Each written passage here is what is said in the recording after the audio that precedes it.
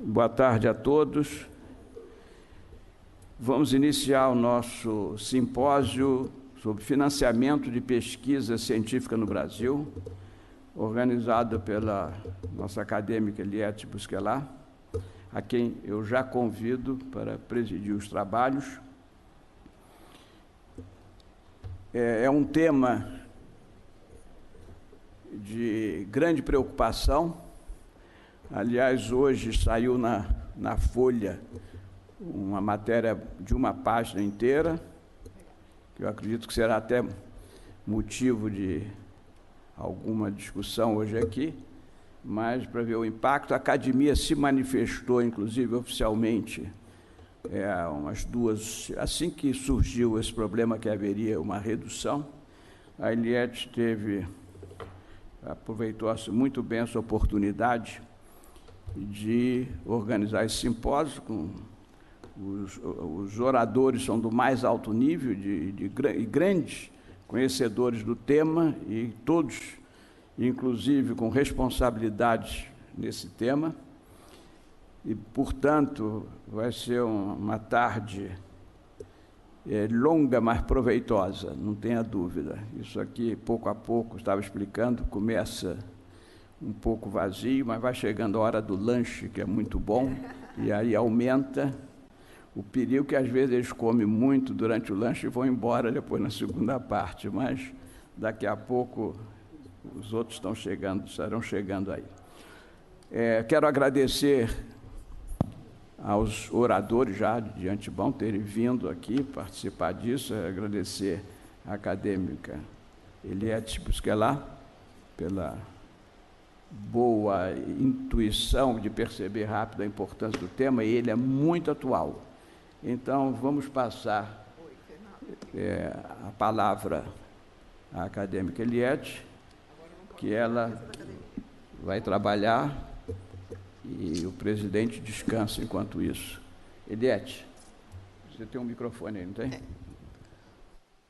Boa tarde, excelentíssimo presidente, excelentíssimos acadêmicos, convidados. É um prazer muito grande para mim ter organizado esse simpósio hoje, principalmente porque todos nós, principalmente eu acho do estado do Rio de Janeiro, estamos preocupadíssimos com o financiamento da pesquisa no nosso estado e também no Brasil, porque a situação está extremamente difícil. Eu acabei de receber um telefonema do Veríssimo, que é o chefe de gabinete do professor Luiz Davidovich, e ele está vindo para cá, que é o nosso palestrante, depois do lanche, e eu queria agradecer especialmente ao Glaucio Oliva e Helena Nader por terem aceitado o convite, e eu acho que é muito importante realmente a gente discutir o que a gente vai fazer, quais são as perspectivas, e eu gostaria de colocar também que nós temos que considerar a possibilidade da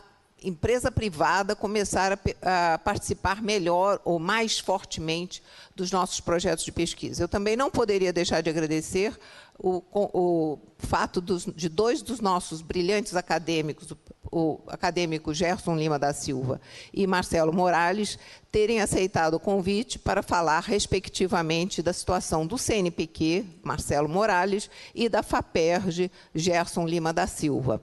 E gostaria de justificar a ausência do acadêmico Vanderlei de Souza, porque ele está na reunião do CONFAP, e, embora eu tenha pedido a ele que alguém viesse pela FINEP discutir a situação, ele achou que, dentro do contexto de medicina, ele não teria ninguém que ele gostaria de delegar essa possibilidade, e pede desculpas por não poder comparecer. Então, eu acho que nós podemos começar o simpósio, começando, talvez, de um nível mais nacional, começando com Marcelo Morales e depois com Gerson, e depois a gente abre a discussão para todos. Marcelo, por favor. Muito obrigada pela sua presença.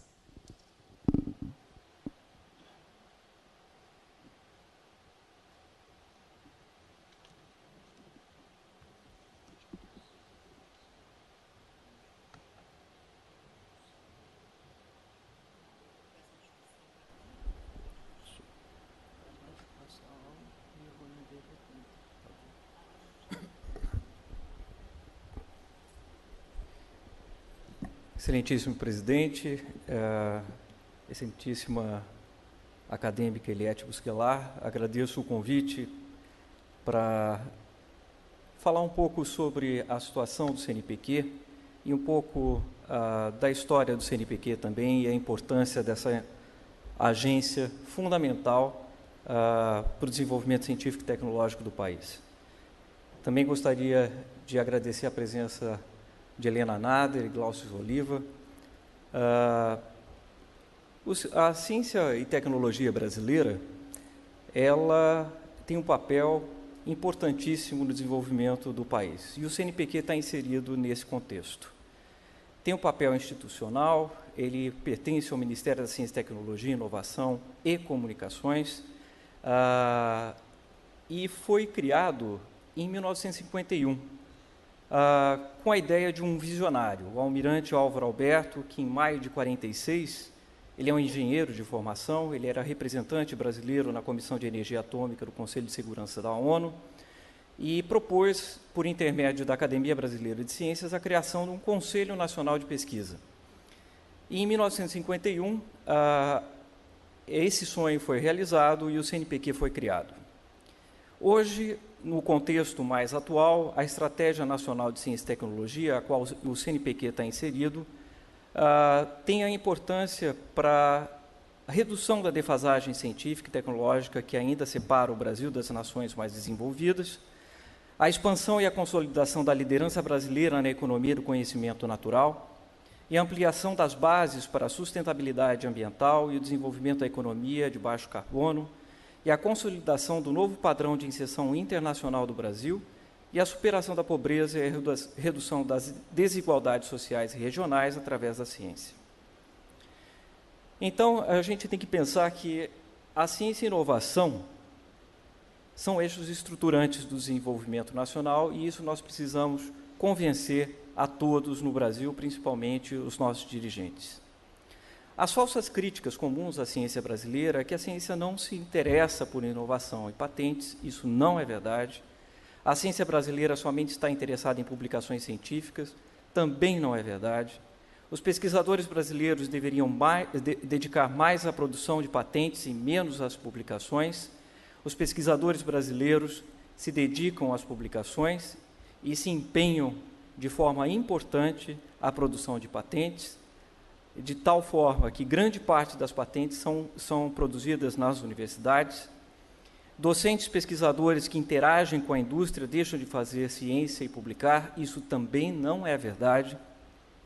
As universidades e agências que estimulam seus pesquisadores a interagir com as empresas prejudicam seu engajamento com a pesquisa básica, também não é verdade, porque a maioria dos pesquisadores que faz ciência básica também interage, grande parte deles interage com a iniciativa privada, e a avaliação dos pesquisadores pelas universidades e agências levam em conta apenas a produção de papers. Isso é meia-verdade, nós temos que modificar isso e temos que incentivar também a avaliação da produção em outras áreas. E gastamos muito e produzimos pouco, isso nós gastamos pouco e produzimos muito.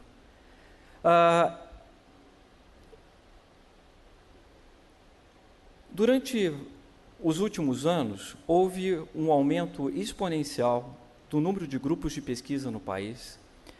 Nós somos responsáveis hoje por 50% da produção científica nacional, 52% da produção científica na América Latina. Nós produzimos aproximadamente 14 mil doutores por ano, e aqui o crescimento importante da produção de doutores e mestres.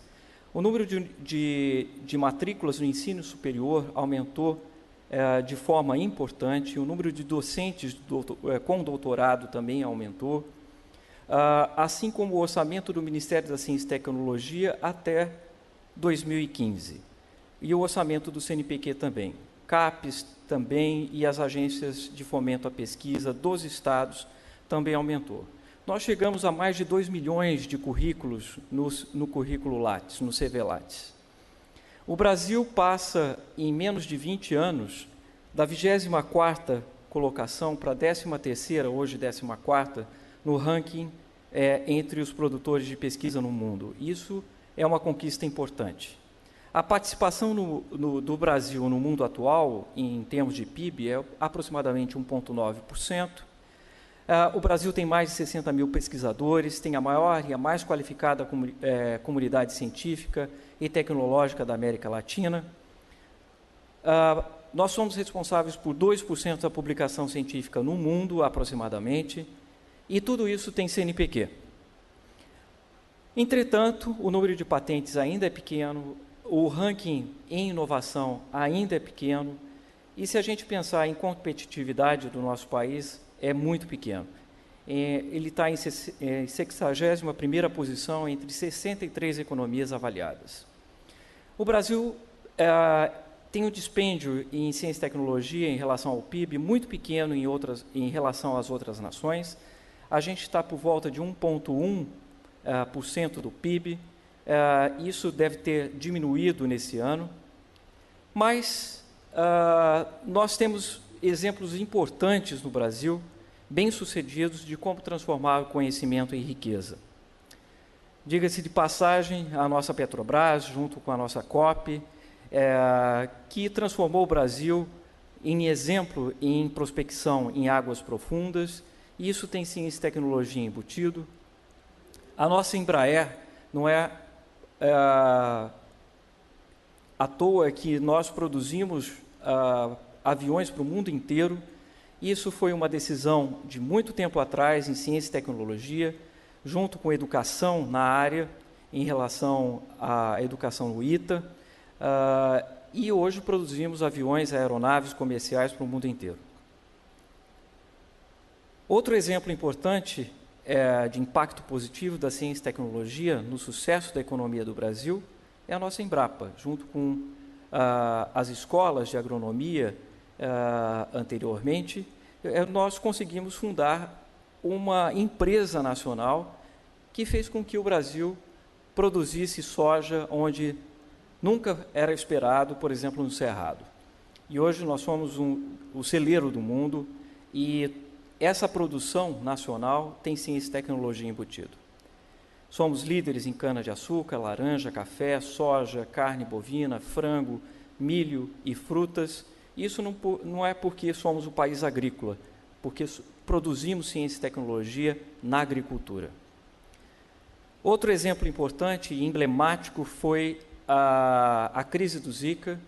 Nós tínhamos uma base de ciência e tecnologia importante e conseguimos responder a essa crise muito rapidamente. E o CNPq, junto com a CAPES e o Ministério da Saúde, através do DECIT, que é o Departamento de Ciência e Tecnologia do Ministério da Saúde, juntos lançamos uma chamada pública para a prevenção de combate ao vírus Zika, com 65 milhões. Foram 30 milhões da FINEP, 20 milhões do CNPq, e todos esses recursos direcionados para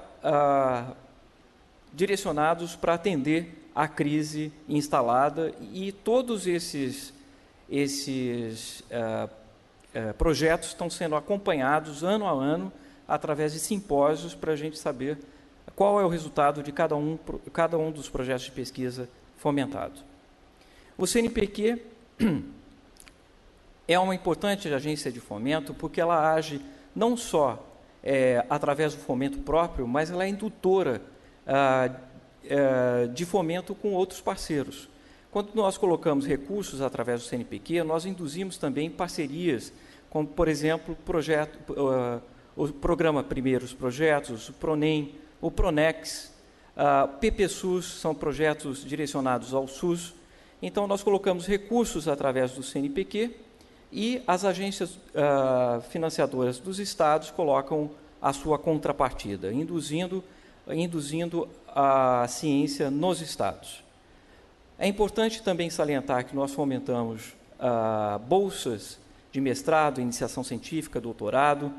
Nós temos um edital fundamental, que é o edital universal, que irriga toda a base da ciência e tecnologia, e nós temos poucos recursos para esse edital. Esse edital ele aporta aproximadamente 200 milhões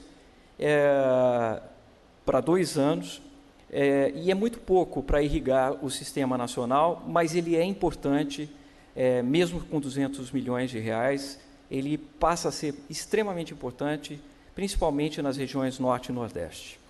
Produtividade em pesquisa também é fomento do CNPq, e o CNPq também tem os projetos dos Institutos Nacionais de Ciência e Tecnologia, que tem grande participação das fundações de amparo à pesquisa dos estados.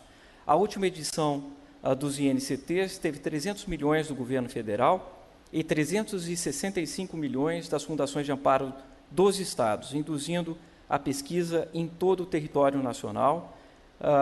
Nós temos cooperações internacionais, editais com ministérios. É importante salientar que a agência CNPq, ela é uma agência, sim, da Esplanada, e nós temos que fazer parcerias com outros ministérios, trazendo recursos para os pesquisadores brasileiros através de editais em parcerias com os ministérios. O fomento à inovação também é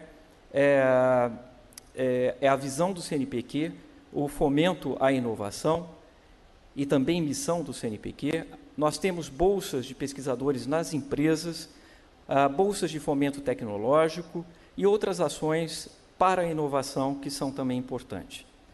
Bom, os orçamentos executados pelo CNPq, aqui nós vemos claramente o aumento do orçamento do CNPq, o que nós conseguimos implementar, não só através do orçamento próprio do CNPq, que está aqui embaixo, mas também, que é a fonte do Tesouro, que nós chamamos fonte 100, mas também de outras fontes, fontes de outros ministérios. Aqui nós temos uma inflação aqui com Ciências Sem Fronteiras. O Ciências Sem Fronteiras aumentou esse empenho do CNPq, que chegou em 2014 a 3,3 bilhões de reais.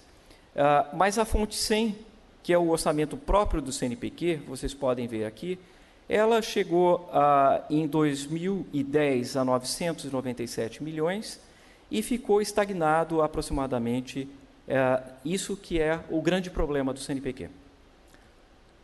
O orçamento próprio do CNPq, portanto, tem a fonte 100, que está aqui em azul, e fonte do FNDCT.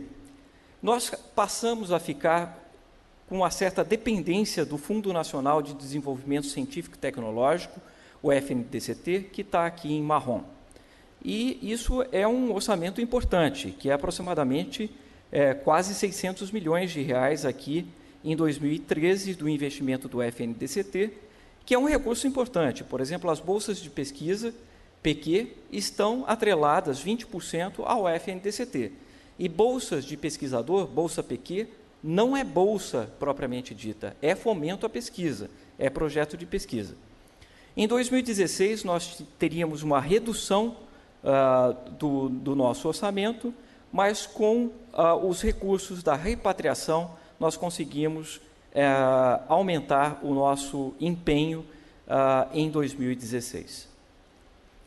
Todavia, o nosso recurso tem diminuído, principalmente esse ano, principalmente a fonte 100, e esse ano ele foi contingenciado em 44%. Então, vocês podem perceber que um contingenciamento de 44% vai causar problema a uma agência que depende, em grande parte, dos recursos do FNDCT e da sua fonte própria, o fundo, a fonte 100, para o seu fomento.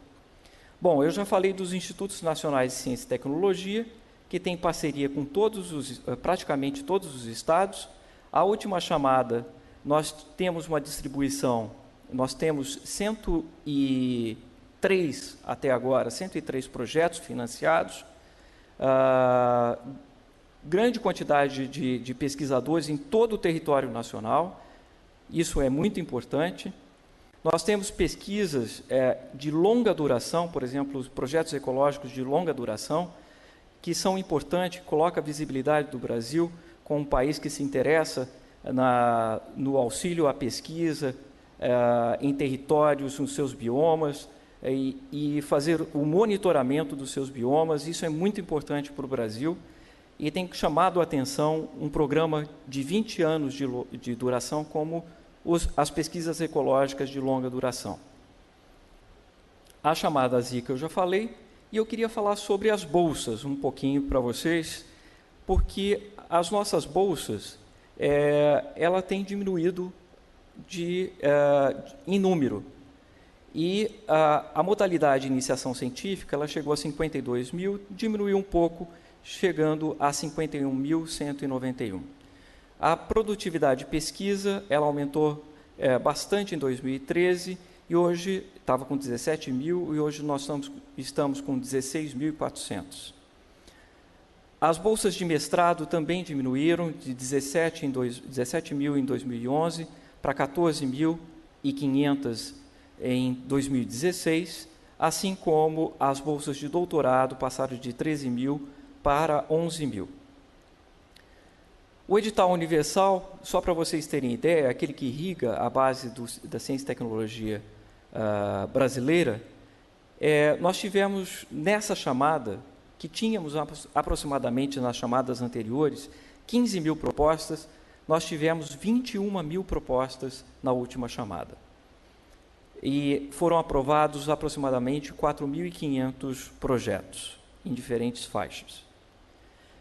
Bom, em relação às bolsas, no país, nós passamos a atender 15% da demanda, que é muito pequeno.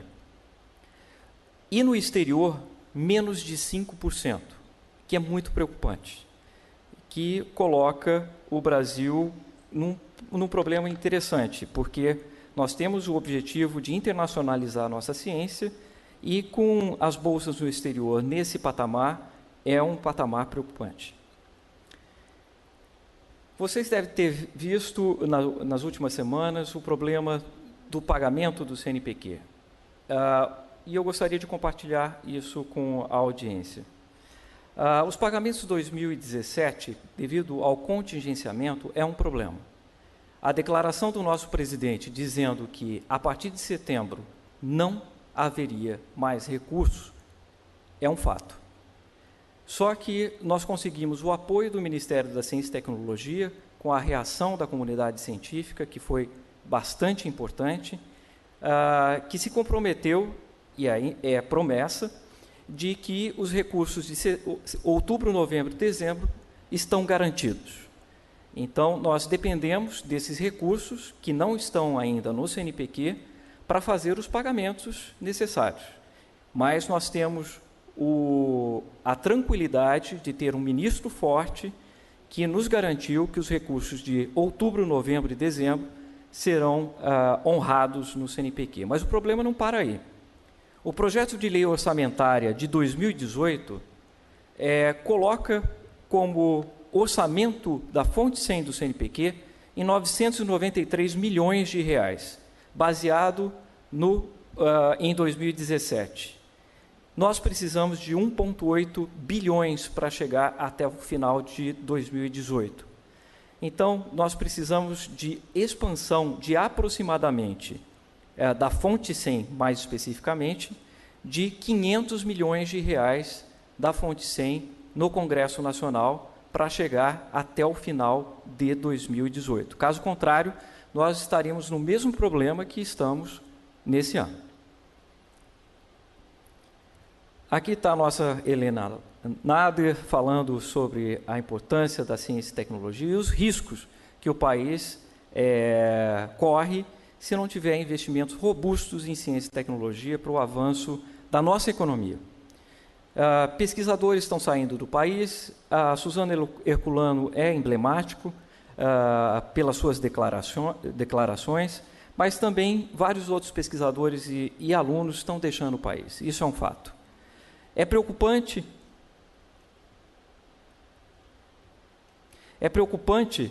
a diminuição do número total de bolsas, de bolsistas do CNPq, os dispêndios em bolsa e outras modalidades também estão diminuindo. Isso é preocupante, nós não podemos deixar isso ocorrer. O nosso orçamento também está diminuindo e isso é fato. O Ciências Sem Fronteiras trouxe uma responsabilidade para o Brasil e nós precisamos de atender essa demanda qualificada que foi para o exterior, com bolsas no país e bolsas no exterior.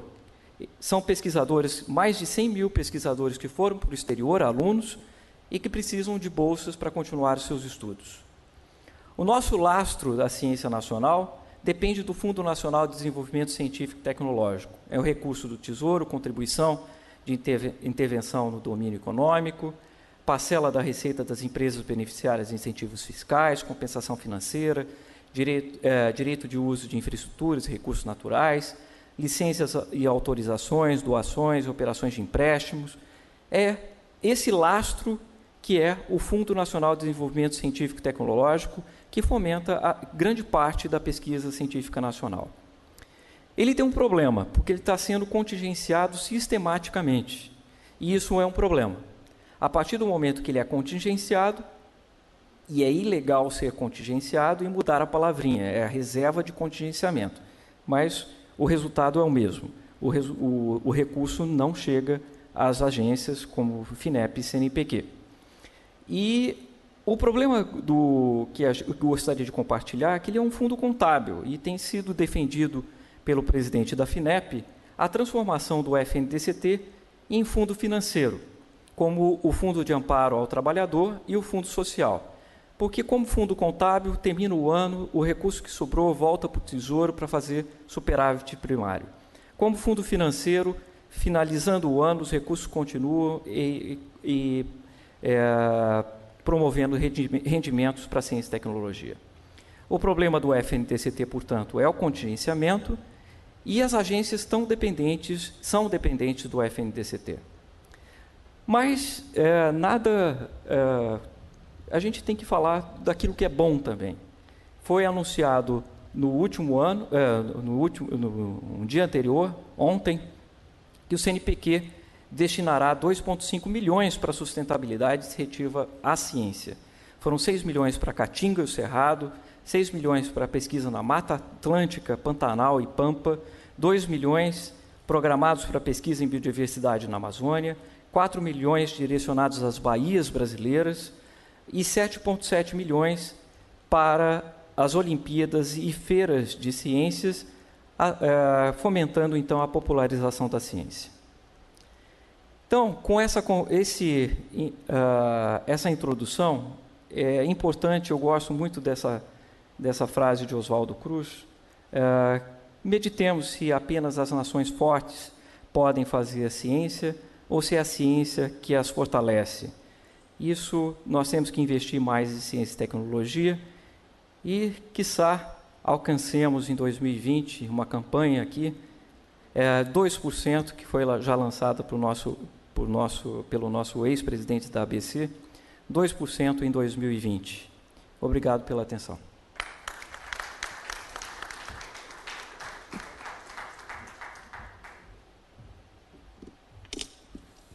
Muito obrigada, Marcelo. Eu gostaria que você tomasse lugar à mesa, porque depois que o acadêmico Gerson Lima da Silva nos falar sobre a FAPERJ, nós vamos abrir a discussão.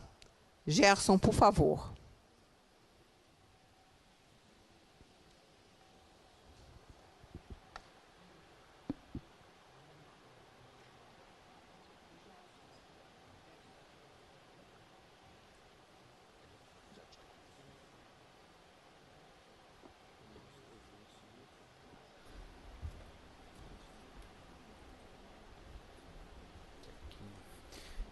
Bem, boa tarde, cumprimentar o presidente, excelentíssimo presidente Jorge Alberto, se ausentou por enquanto, meus confrades, excelentíssimo acadêmicas e acadêmicos, né? Acho que acadêmicos só temos a representação hoje da Eliette. E agradecer à professora Eliette e acadêmica pelo convite. Então, na verdade, eu já havia comentado, talvez as nossas apresentações, nós podemos até trocar as apresentações, porque vamos falar um pouco de matéria que é extremamente importante, que é a crise da ciência, mas, por outro lado, acho como o professor Marcelo já colocou muito bem, é que, no caso da ciência e tecnologia, quanto de dado tem de que o que houve de investimento, houve resultado. Então, eu vou também fazer uma apresentação relativamente breve. Nesse primeiro slide, eu acho que fica mostrado, acho que resume um pouco também o que o professor Marcelo falou.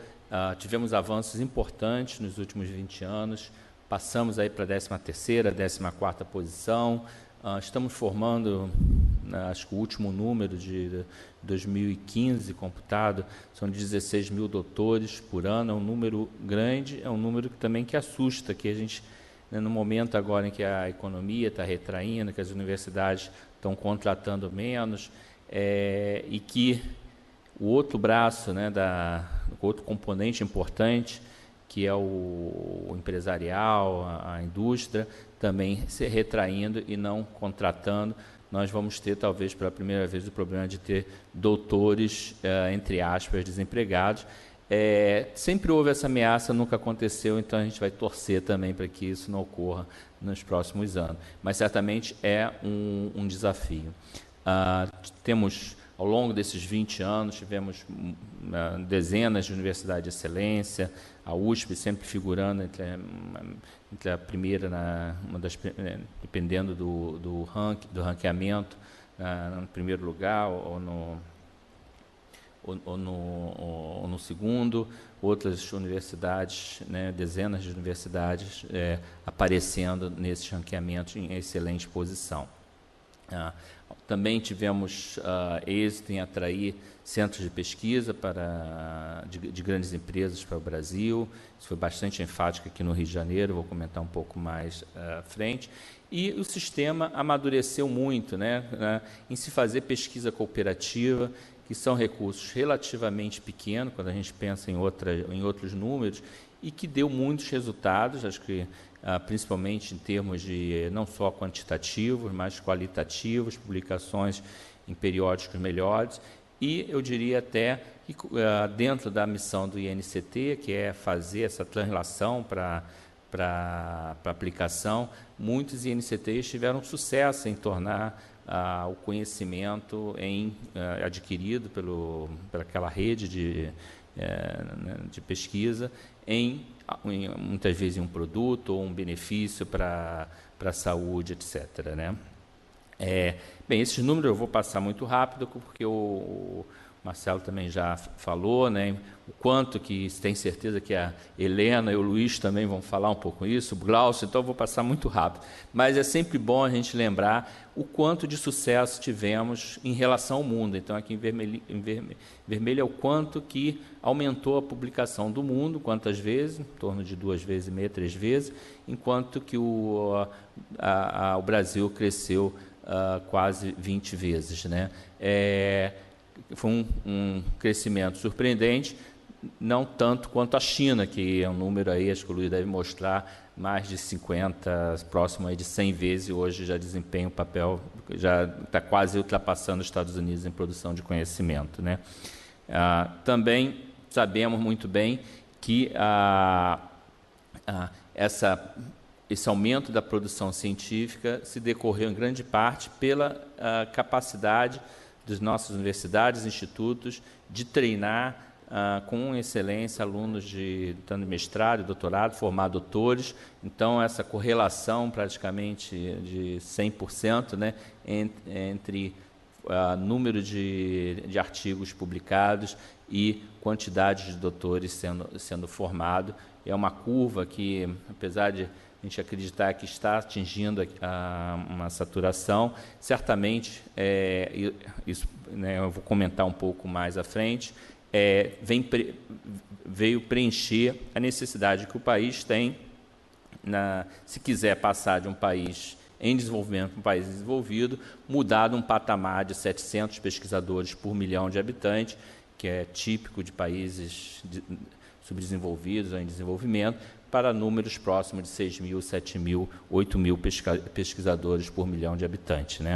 Isso é um outro gráfico que mostra que não só a quantidade de artigos aumentou em azul, né, pegando diferentes janelas de tempo, como também o número de citações. Então, muitas vezes a gente se falava que os trabalhos têm baixa qualidade. Eu acho que a comunidade científica respondeu muito bem a essa crítica. De fato, houve uma melhora significativa da qualidade dos trabalhos publicados, e muitas vezes isso significa trabalhos, que a gente vai citar alguns exemplos, acho que o Marcelo já citou, no caso das doenças negligenciadas, particularmente no caso da Zika, né?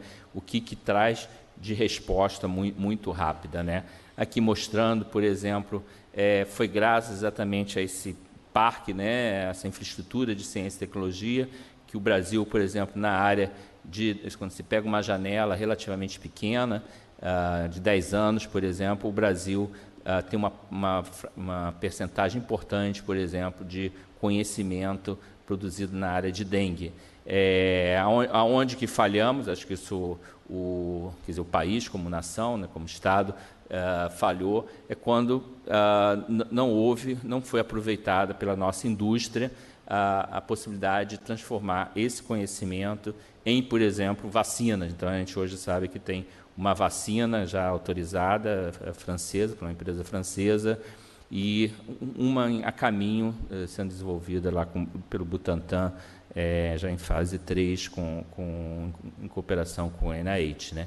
E quando a gente olha, no caso da epidemia de Zika, o número ainda é muito mais impactante, já que em menos de um ano o Brasil contribuiu com 13% da produção de conhecimento no mundo. Isso aqui usando um dado do Medline, claro, você pode usar outras bases.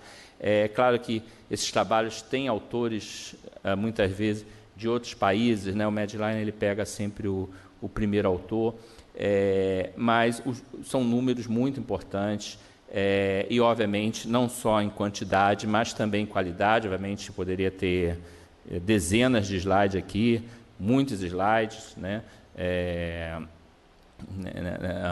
Mostrando trabalhos publicados importantes, como mostrando a correlação entre infecção pelo vírus Zika e microcefalia, enfim, outros acometimentos neurológicos, e a importância que teve a comunidade de ter uma infraestrutura muito bem preparada e de atuar muito rápido, né?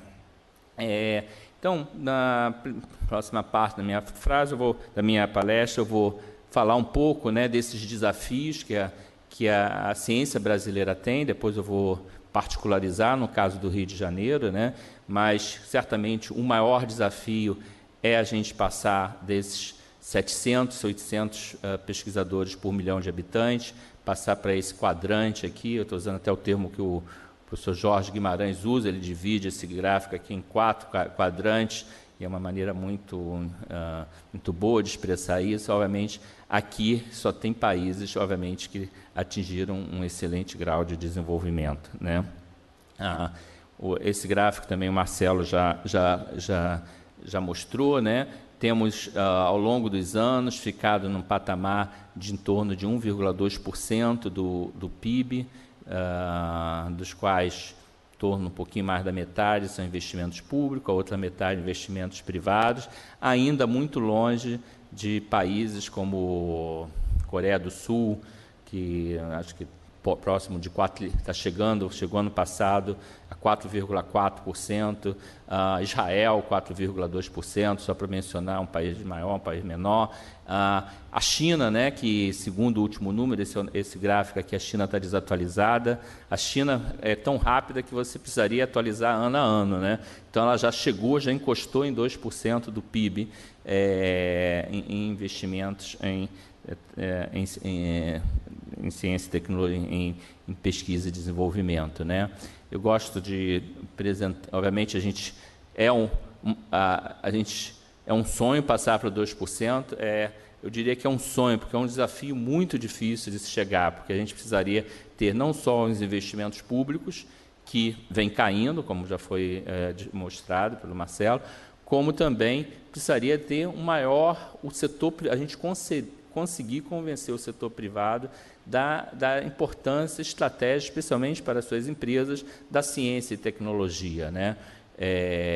quanto de recursos. A gente sabe que esses 1,2% eles estão, que eu acho que no próximo gráfico aqui, é um dado acho que de 2014, né, que foi publicado recentemente, acho que 2015, publicado recentemente na revista da FAPESP, né, como esses 2% se dissociam aqui, uma parte em reinvestimentos públicos, investimentos tanto federais como estaduais. Obviamente, São Paulo tem uma importância aqui extremamente importante.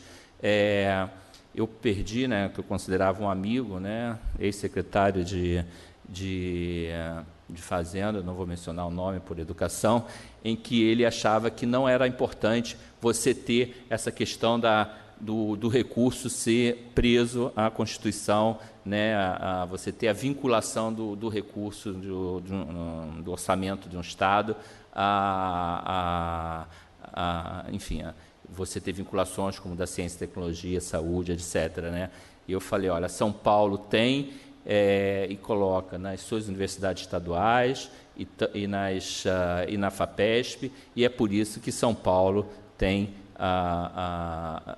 está no estado que está, e particularmente, mesmo com uma crise muito grave que está afetando a arrecadação, e São Paulo, certamente, o estado de São Paulo tem sido afetado muito pela queda da arrecadação, mas a FAPESP está sendo muito menos afetada que as outras FAPs, né? E certamente o outro componente, que é o industrial, também a gente ainda não tem os dados, mas certamente vamos ver. A gente sabe que vai haver uma diminuição aqui, porque houve uma retração de investimento de empresas grandes, como Petrobras, Vale, etc., né? É um desafio, né? Certamente, nosso maior desafio, né? Eu vou entrar daqui a pouco na questão da FAPERJ, né? Como um exemplo de uma FAP, mas certamente, isso o Marcelo já colocou, a questão da queda dos recursos esse ano, né, a nível federal. Isso afeta em cadeia, porque não só afeta os recursos federais, mas afeta também as parcerias com os estados, etc. E esse recurso, certamente, a gente ocupou aqui mais recente, acho que aqui não foi na Science, né, mas depois também aqui foi na Nature, né, mas também foi noticiado pela Science, né. A gente gostaria de estar ocupando de forma menos policial nessas páginas, né, mostrando a queda de investimentos, enfim, devido à crise do país, né. Esse gráfico foi produzido, né, dentro dessa... Acho que o Luiz também vai falar um pouco do projeto, um projeto de ciência para o Brasil, né, que está sendo feito pela Academia Brasileira de Ciência, pelos acadêmicos, né, e, claro, um dos diagnósticos que a gente tem, por que as empresas estão investindo cada vez menos ou tem pouco interesse, é porque a gente tem uma indústria que tem cujo superávit, só possui superávit positivo em aquelas indústrias que têm baixa intensidade tecnológica, né? A gente precisa tentar virar esse jogo, né? Sair desse 7-1 aqui para, enfim, ver se a gente consegue fazer igual a gente fez com a Alemanha na última...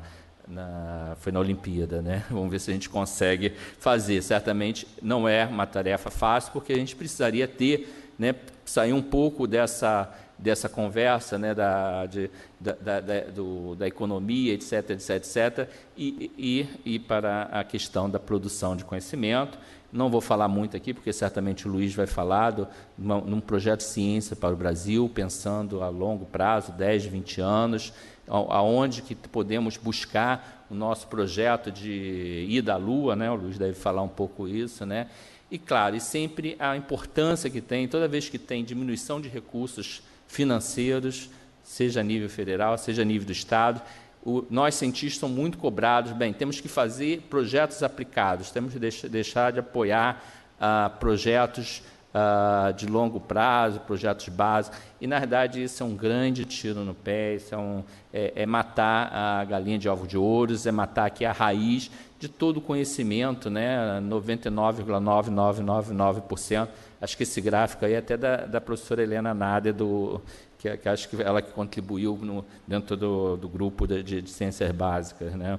E eu tomei a liberdade de apresentar, né? Bem, aí nos próximos 10 minutos eu vou falar da situação do Estado do Rio de Janeiro, né? O Rio de Janeiro é um exemplo, acho que ele tem que ser usado, né, infelizmente está na faixa negativa, quanto que um resultado muito rápido de investimento que ocorreu de um período virtuoso e claro, né, os resultados catastróficos que pode ter se você cortar esse investimento, né? A FAPERJ, o Brasil, né, e fazer um comentário mais geral, ele criou nos últimos 15 anos, né, antes havia praticamente poucas fundações de amparo à pesquisa, como a FAPESP. A FAPESP existia, mas com investimentos relativamente pequenos, a FAPEMIG também. E nos últimos 15 anos, essas fundações regionais, a FAPESP, obviamente, já tinha uma tradição muito grande, passaram a ter um papel muito importante, como a FAPEMIG, a FAPERJ, as FAPs do Nordeste, e, obviamente, é algo... por problemas são os estados que estão tendo maiores problemas com a crise, a gente corre risco de perder tudo isso que a gente ganhou na última década, né? Missão obviamente, de uma fundação regional é não só ver os projetos que na sua região são importantes de serem apoiados, mas principalmente também avaliar constantemente os investimentos que estão sendo realizados e tentar buscar essa interligação com a sociedade, né? Muito rápido, como o Estado do Rio atua em todas as áreas do conhecimento, então a FAPERJ atua em todas as áreas, com programas básicos, editais, vários em parceria.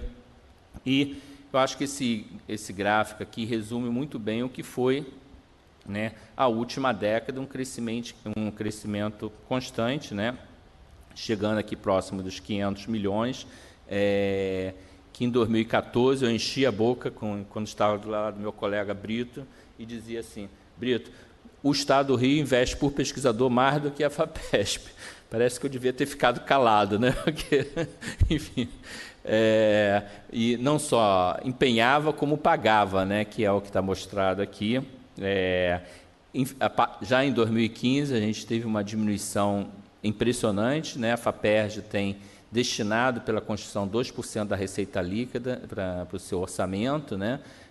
Isso foi tentaram mudar, o próprio governo tentou mudar, a comunidade conseguiu, junto com a Alerj, barrar a diminuição de 2% para 1%, mas o fato é que com a crise do Estado, em 2015, a gente empenhou muito menos. Eu e a professora Eliette, como diretor de tecnologia, a gente vem sofrendo isso na carne nos últimos 3 anos, né? No ano passado, esses valores chegaram próximo aqui de 150 milhões. Eu tenho vergonha de botar no gráfico. E aqui para mostrar um pouco, né, no período até 2014, todas as instituições, já era dezenas de editais, como em 2014 tivemos 48 editais, e quando se olha a série histórica, todas as instituições tiveram recursos aumentados, e teve, nos próximos anos eu mostro os resultados em um período relativamente curto, como, por exemplo, 2 avaliações da pós-graduação pela CAPES, chamadas avaliações trienais. Houve um crescimento de 15% nos cursos 5, 6 e 7. Se a gente pega uma janela relativamente pequena, houve um aumento de 66%, quase 70%, né, no número de publicações. Então, o Rio de Janeiro participando de forma importante naquela curva, né, que vale para o país. Temos 4 universidades, né, que aparecem em diferentes sistemas de ranqueamento, sempre aparecendo como entre as 20 melhores, incluindo a UERJ, né, que tem sofrido tanto com a situação econômica e fiscal do Estado, né, ocupando posições, 7ª, 9ª posição, etc., né, teremos centros de pesquisa, e dos 100 INCTs, somos sede de 20, né, 21, se considerar o do Mar, os do Mar, né, e tivemos 46 propostas recomendadas, né. Aqui um gráfico da pós-graduação, né, eu vou passar. Aqui é só para mostrar, pegando a UFRJ, que a maior universidade federal do país, né, tem geralmente ocupando aí a posição segunda ou terceira também nos ranqueamentos do país, em que, quando compara duas janelas de tempo, sempre houve um aumento em todas as áreas, né, o aumento da produção científica, não só o aumento da quantidade, mas da qualidade. Por exemplo, na área de física, houve um aumento de índice de impacto aqui, esse índice da Elsevier, é, obviamente, o mundo, né, e passou para 1,67. Né. E exemplificar, a crise, a FAPERJ procurou responder muito rápido, né, acho que é aquela expressão, né, a ocasião faz o ladrão, né, aqui a gente, em 2015, estávamos muito preocupados de um lado com a falta de diminuição dos recursos, preocupado pelo outro de né, uma doença aparecendo, o Estado do Rio que tinha excelência para trabalhar nisso, então lançamos naquele momento, ainda em dezembro de 2015, um edital para formação de redes. Esse edital foi importante. Na reunião que a gente fez com os pesquisadores, algumas dos projetos foram formados ali e resultaram, por exemplo, no trabalho da Science, né, de grupos de virologia com grupo de neurociências, etc. Né?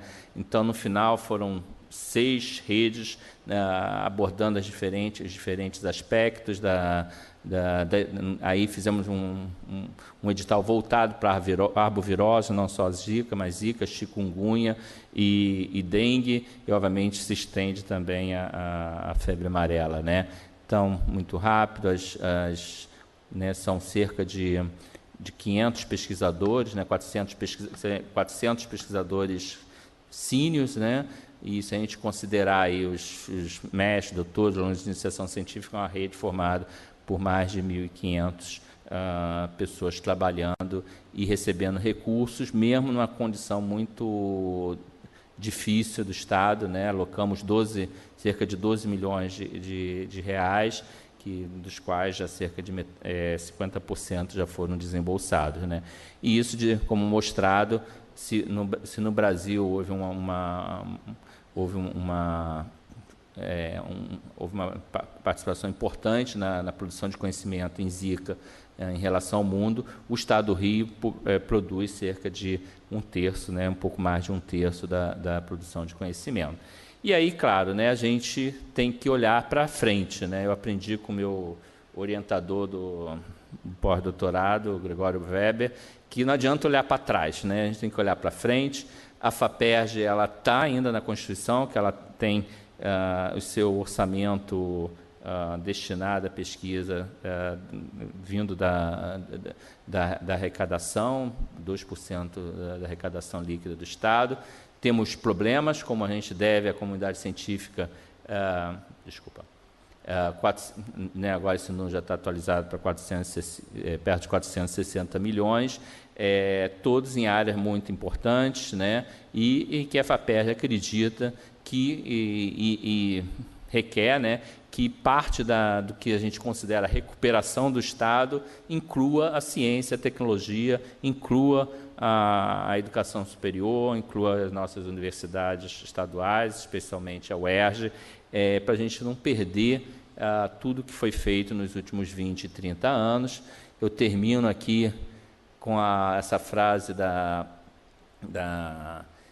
dessa filantropa americana, Mary Lasker, que cunhou essa frase na época do Reagan, quando o Reagan queria, assim como o Trump mais recentemente, o Reagan queria reduzir o orçamento do NIH em 30%, 40%, não me lembro direito, dentro daquele afã de recuperação fiscal do país, e ela cunhou essa frase, né, se você acha que a pesquisa é cara, que tal experimentar a doença, né? E naquela época o Reagan foi muito sábio em atendê-la e não fazer o corte, né? E aí eu termino deixando essa frase. Os colegas aqui da academia, os acadêmicos sabem que eu sou um grande amante de Proust, não tão expert como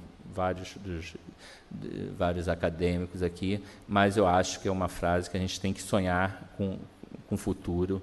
E aí eu acho que, senhor presidente, certamente a Academia Nacional de Medicina tem sido uma aliada dessa luta, e acho que, junto com a Academia Brasileira de Ciência e com a SBPC, eu acho que temos que manter essa chama de que a gente, na verdade, retroceder agora seria ter que, daqui a 20, 30 anos, ter que fazer outros planos de recuperação fiscal do país e dos estados. Obrigado.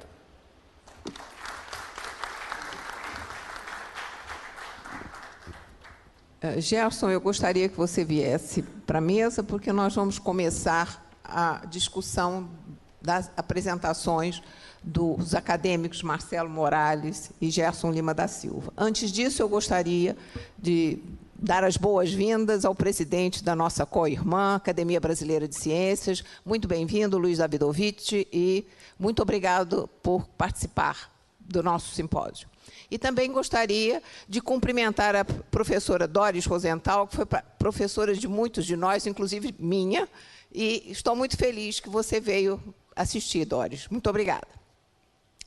Eu queria começar, antes de abrir para a plateia, eu gostaria de dizer da preocupação enorme que acho que todos nós estamos tendo quando a gente vê no Brasil, e especificamente no estado do Rio, o problema das universidades públicas, principalmente estaduais, com o corte de financiamento. Então, eu gostaria de lembrar que nós temos hoje cerca de 25% dos nossos estudantes em curso superior em escolas públicas, isso no Brasil como um todo, e 75% em universidades privadas. Eu acho que isso já é uma coisa preocupante, para mim, pelo menos.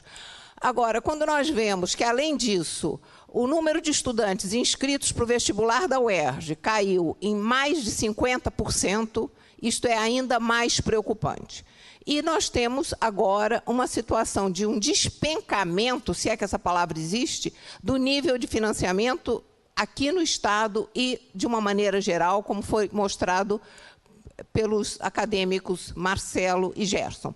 Então, eu gostaria que a gente pudesse abrir essa discussão, porque certamente nós temos que procurar saídas. Hoje, eu fui entrevistada por um repórter jovem da revista Exame, que chegou no meu laboratório e disse assim para mim: professora, a senhora ainda acredita que exista possibilidade a curto prazo? Eu disse para ele: olha só, se eu não acreditasse, eu já tenho abono permanência, de acordo com as palavras bonitas do professor Glaucio Oliva, que na UERJ é chamado de pé na cova. Eu já tenho isso, eu iria embora para casa. Então, eu continuo acreditando, não vou fechar o laboratório sob nenhuma hipótese. Mas nós temos tido uma diminuição de procura dos alunos nos cursos de pós-graduação, e eu tenho checado isso com o pessoal da UFRJ, isso é semelhante. Então, nós temos um problema sério a resolver. E se nós tivermos uma diminuição de procura dos alunos para as nossas instituições, aí eu acho que realmente é um sinal quase vermelho de que as coisas estão realmente muito mal. Eu diria que não é um sinal vermelho, porque eu me recuso a dizer que é um sinal vermelho. Mas eu estou muito preocupada. Então, eu gostaria de abrir a discussão e ouvir o que os excelentíssimos acadêmicos e a plateia têm para começar a discussão desse tema. Muito obrigada. Acadêmico Walterzinho. Bom, senhor presidente, acadêmicos, convidados, eu gostei muito das duas apresentações, embora tenha chegado um pouquinho tarde, Marcelo, desculpe, mas tem alguns fatos preocupantes que a gente tem que olhar os gráficos muito cuidadosamente. Por exemplo, tanto o Gerson quanto o Marcelo apresentaram gráficos de financiamento onde a inflexão acontece em 2007. Ou seja, a derivada da primeira do negócio começa a inverter em 2007, para despencar nos últimos 2 anos. Então, eu acho que nós falarmos que nos últimos 10 anos ou 15 anos as coisas vêm muito bem, eu acho que não. A partir de 2007 começou a ir muito mal, só derivar aquela curva ali que o negócio precisou. Né? E agora despencou. A outra coisa é a história da Zika, né? É interessante que o brasileiro reagiu rápido, produziu e tal, mas por trás disso nós temos muita colaboração estrangeira. Quem é que vai fazer ômica no Brasil? Em larga escala. Você faz associação com a UCLA e resolve lá. Então, eu acho que, novamente, nós podemos ter reagido, as publicações saíram, mas tem uma ligação com o exterior. Não foi uma reação brasileira só porque, enfim, não dá. Outro ponto que é importante é o seguinte, a Eliette diz que se recusa a dar o sinal vermelho, mas a situação no Brasil, no momento, é a seguinte. Você, por exemplo, se aplica para 120 mil no CNPq. Aí você ganha 80, mas recebe 10. Então, nos números de processos e projetos financiados, você pode estar com um número muito bonito. Mas, vamos lá para a derivada da história, o financiamento é muito baixo. Então, nós estamos passando realmente por um problema de financiamento muito baixo, muito crítico. As duas curvas despencaram nos últimos 2, 3 anos. A gente precisava lutar, na realidade, para descongenciamento,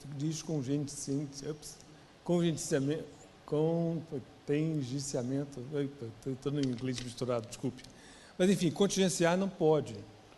Enquanto a coisa funcionou, criada lá atrás no governo Fernando Henrique, é porque o CT Infra funcionava, a universidade podia ter estrutura melhor, o CT Saúde, do qual fiz parte, funcionava, você tinha projetos na área da saúde, e assim todos os CTs funcionavam. Então, mas hoje em dia não tem mais dinheiro dos CTs. Os CTs estão muito contingenciados. Então, mais um motivo para aquelas curvas despencarem, conforme foi visto aqui. E, finalmente, eu tenho muitas dúvidas, sabe, sobre... Tem umas coisas para falar, mas, enfim. Tenho muitas dúvidas sobre o projeto do Ciências Sem Fronteiras. Porque, particularmente, eu conheço uma pessoa que deu certo. Então, dos 101.446 que foram, eu não sei o que aconteceu com 101.445. Porque uma eu sei que deu certo. Então, era preciso ter uma avaliação muito bem feita em termos de... Qual foi a resposta? Eu tive aluno que foi para a Inglaterra, voltou para o Brasil falando, não posso falar nada do que eu fiz.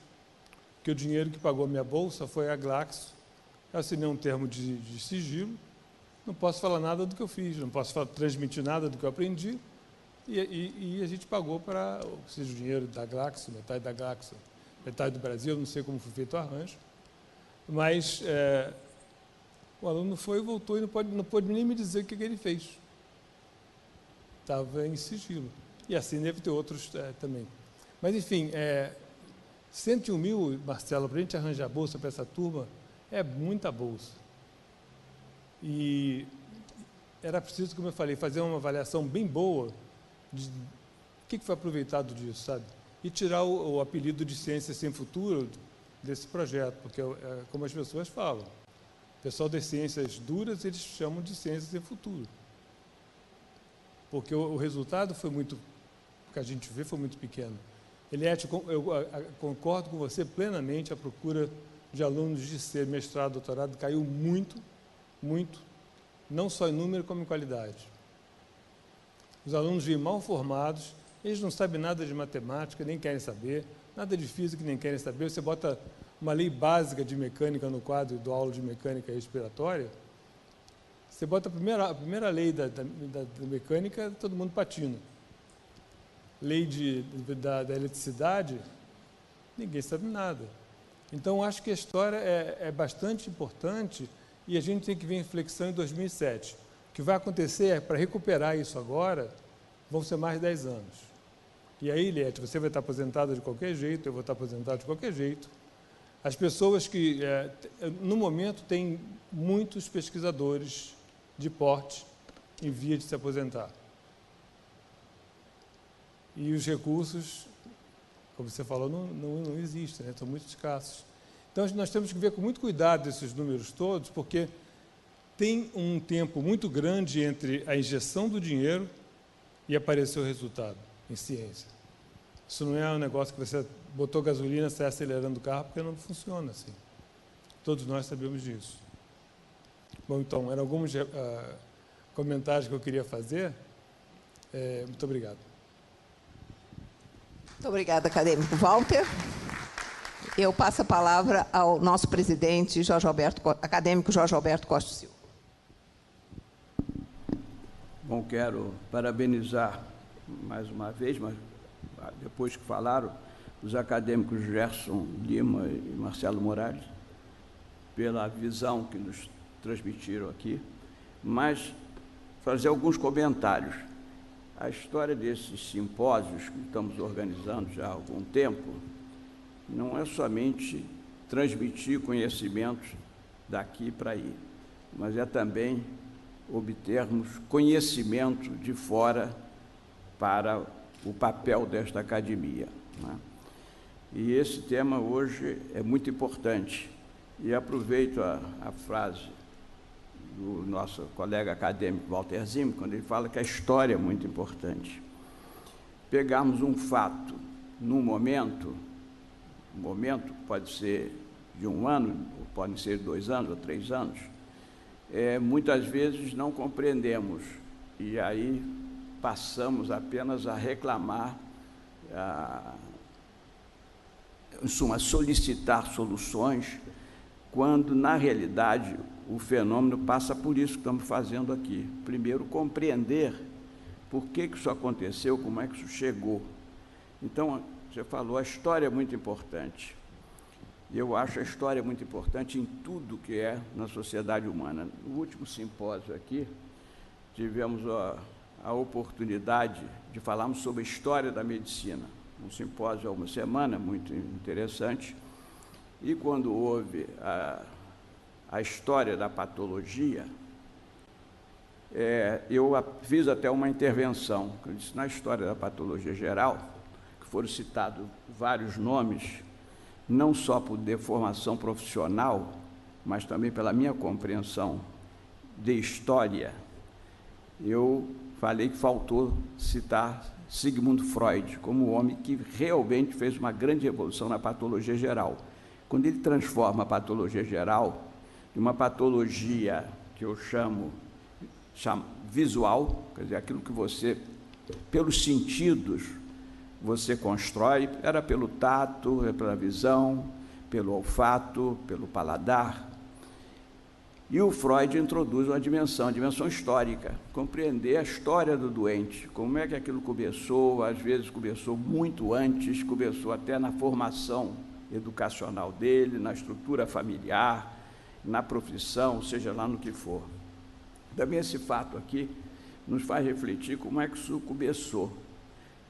Eu tinha um sonho, quando estudante, de ser pesquisador. E eu me lembro, fui parar onde a Eliette teve também uma participação importante, lá no Karolinska, um primeiro curso que eles deram de metodologia de pesquisa científica na área de sistema nervoso central. Voltei para o Brasil achando que ia fazer pesquisa e fui para a UERJ. Estou falando no início dos anos 60, mais de 50 anos isso aí. E realmente vi que não tinha o que fazer aqui, não tinha recurso, não tinha matéria cinzenta, não tinha recursos materiais, não existia compreensão de pesquisa. Sim, existia fora do Rio, a USP já tinha alguma coisa, já tinha trazido alguns pesquisadores de fora, mas, na realidade, no Brasil não existia a cultura. Então, eu queria estimular a segunda parte, ou essa discussão. Eu queria ouvir de alguns de vocês aqui, está aqui o presidente da Academia de Ciências, o Luiz Davidovich, eu queria o Roberto, que também, nosso colega acadêmico, que tem experiência aí, o Glaucius, que teve uma experiência, e outros aqui, certamente, com uma experiência, de contar como é que isso se organizou. Eu tenho minha visão, porque eu tive que abandonar a pesquisa para sobreviver, fazer clínica, carreira universitária, fazer as minhas teses, mas era uma coisa... Eu escrevi não sei quantos artigos sozinhos.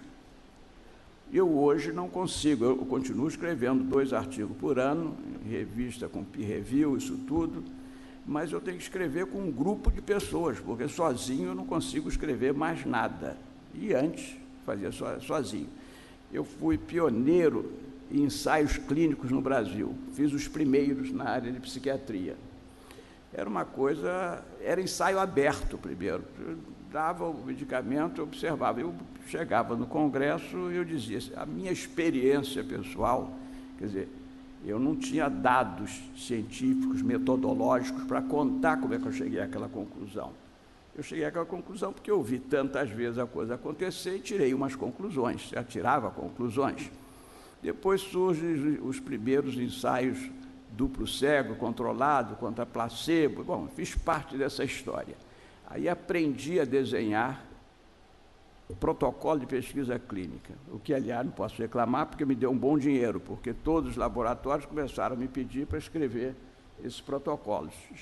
Os primeiros protocolos, as benzodiazepinas todas, fiquei amigo do Steinbach, o homem das benzodiazepinas, até quando ele faleceu, o laboratório Roche pediu para eu e o alemão Jürgen Müller, da Universidade de Munique, de escrever a biografia dele, porque todas as benzodiazepinas, eu fiz os protocolos de pesquisa delas todas, que para mim continuou sendo um remédio excepcional, apesar de tudo que falam contra eles, porque é o remédio, o segundo mais prescrito e mais usado no mundo, né, depois de analgésicos, são as benzodiazepinas.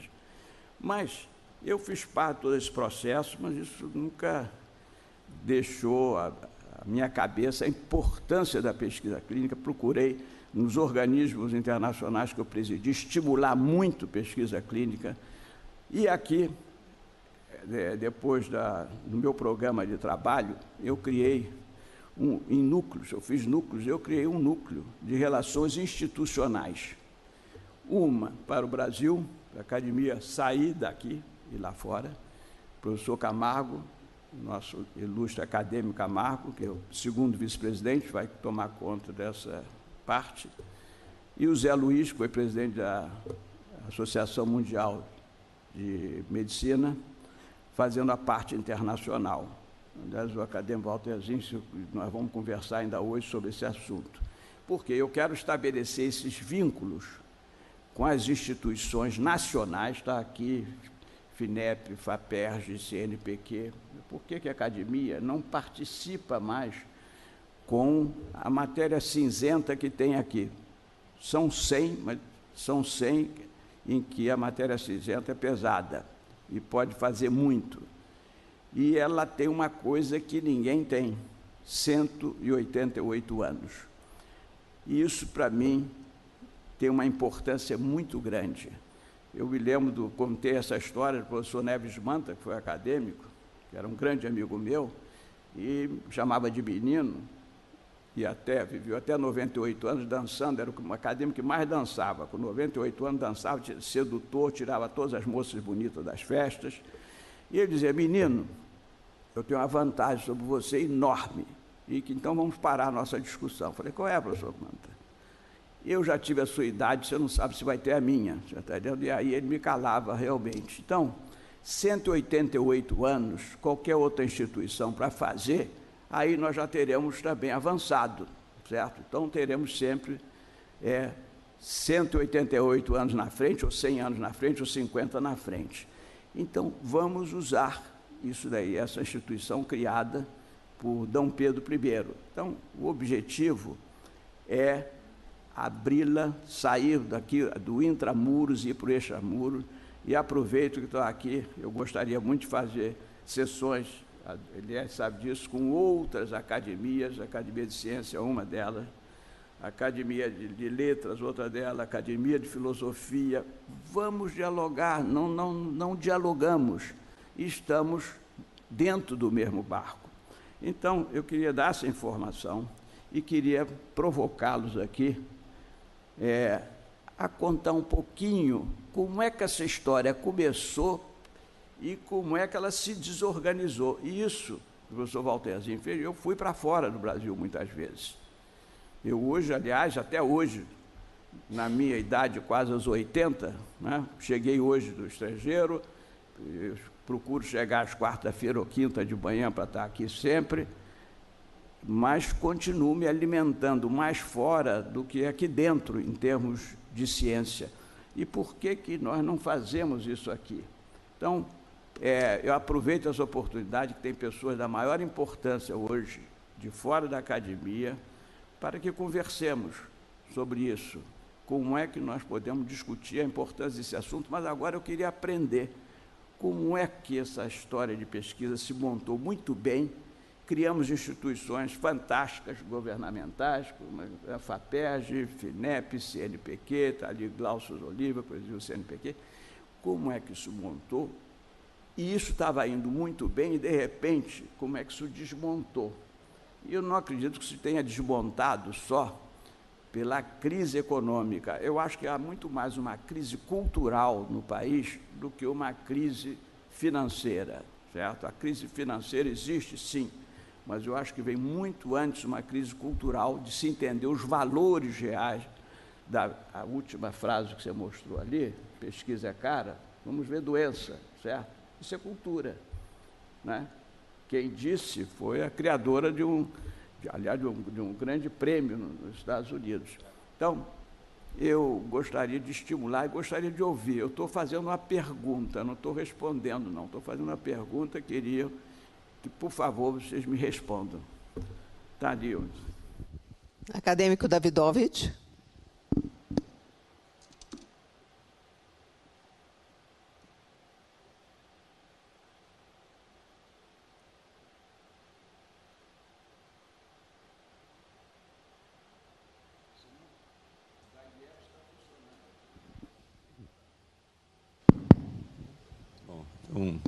Bom, boa tarde. É um prazer estar aqui. Boa tarde, senhor presidente. De fato, a sua pergunta é extremamente relevante. Eu não acredito que eu vá respondê-la satisfatoriamente. Eu posso levantar alguns pontos relacionados a ela. Mas, antes de fazer isso, eu quero dizer que a sua proposta, né, de ter conversas mais intensas entre as academias é ultra bem-vinda, né? Eu acho isso muito importante, até porque, e esse talvez seja já um elemento inicial na minha resposta, está faltando no Brasil, em vários níveis, em vários âmbitos, em particular também nas universidades, aquilo que Hannah Arendt chamava de o pensamento. Não é o pensamento comum, é aquele pensamento, né, que está numa poesia aí também, numa música que parece uma coisa à toa, né, mas de repente ele voa. Não é? É o pensamento, é a reflexão, não é, sobre os rumos do país, a reflexão sobre os rumos da ciência, não é? E isso é muito importante, ter essa perspectiva, além da consideração sobre o nosso trabalho imediato, que, de fato, nos ocupa muito e é apaixonante. Não é? Então, quer dizer, essa pergunta, por que, afinal de contas, com as instituições que nós temos, o CNPq, a CAPES, a FINEP, né, o FNDCT, como é que nós temos uma crise desse tamanho? Já tivemos outras crises, tivemos uma crise no governo Sarney, né, tivemos uma crise no governo Collor, né, mas essa está muito profunda, né, e por que não se sustenta aquela evolução que foi mostrada nos gráficos? Por que, de repente, começa aquela queda, né? A partir de 2013, 2014, tem uma queda profunda. Houve mudanças do que a gente chama de derivado de inflexão antes, né? Mas, de fato, se você olhar o orçamento do Ministério de Ciência e Tecnologia corrigido pela inflação, o orçamento teve um pico em 2010, depois baixou um pouco, depois subiu em 2013, né? E depois caiu vertiginosamente. Então, por que cai assim? Então, alguns elementos para reflexão, né? Eu acho que tem uma questão cultural profunda aí, que está ligada com uma questão educacional, né? Esse é um país de 200 milhões de habitantes, no entanto, é uma pequena parcela que participa do desenvolvimento científico e tecnológico do país, né? A nossa educação básica é muito ruim, convenhamos, né? Ela não cumpre um papel que cumpre a educação básica em outros países, de eliminar as diferenças entre os estudantes que vêm do berço. A função da educação básica é eliminar essas diferenças, é fazer com que todos, embora não tenham tido iguais oportunidades ao nascer, passam a ter em virtude da educação que receberam. Isso não está ocorrendo no Brasil e é um ponto fundamental, educar a população brasileira, educar bem a população brasileira. Então, é um item importante. Agora, outras questões. Eu acho que nós podemos pensar no que aconteceu nos Estados Unidos há anos atrás e começa a acontecer de novo. Alguns anos atrás, nós tivemos um manifesto assinado pelo PIB norte-americano, General Motors, IBM, General Electric, grandes empresas norte-americanas, ao Congresso, pedindo para apoiarem a pesquisa básica nas universidades. Né? Por que eles fizeram isso? Porque para eles era fundamental que houvesse uma pesquisa básica de qualidade. Fazer a pesquisa básica numa empresa é muito caro. As empresas preferem que as universidades façam essa pesquisa básica e eles aproveitam os resultados para aplicações. Assim é nos Estados Unidos. De fato, há muitos anos atrás, você tinha pesquisa básica de alta qualidade sendo realizada nas empresas. Um exemplo disso eram os laboratórios da Bell, né, que gerou vários prêmios Nobel. Né? Mas, cada vez mais, isso foi diminuindo e as empresas começaram a se apoiar mais nas universidades.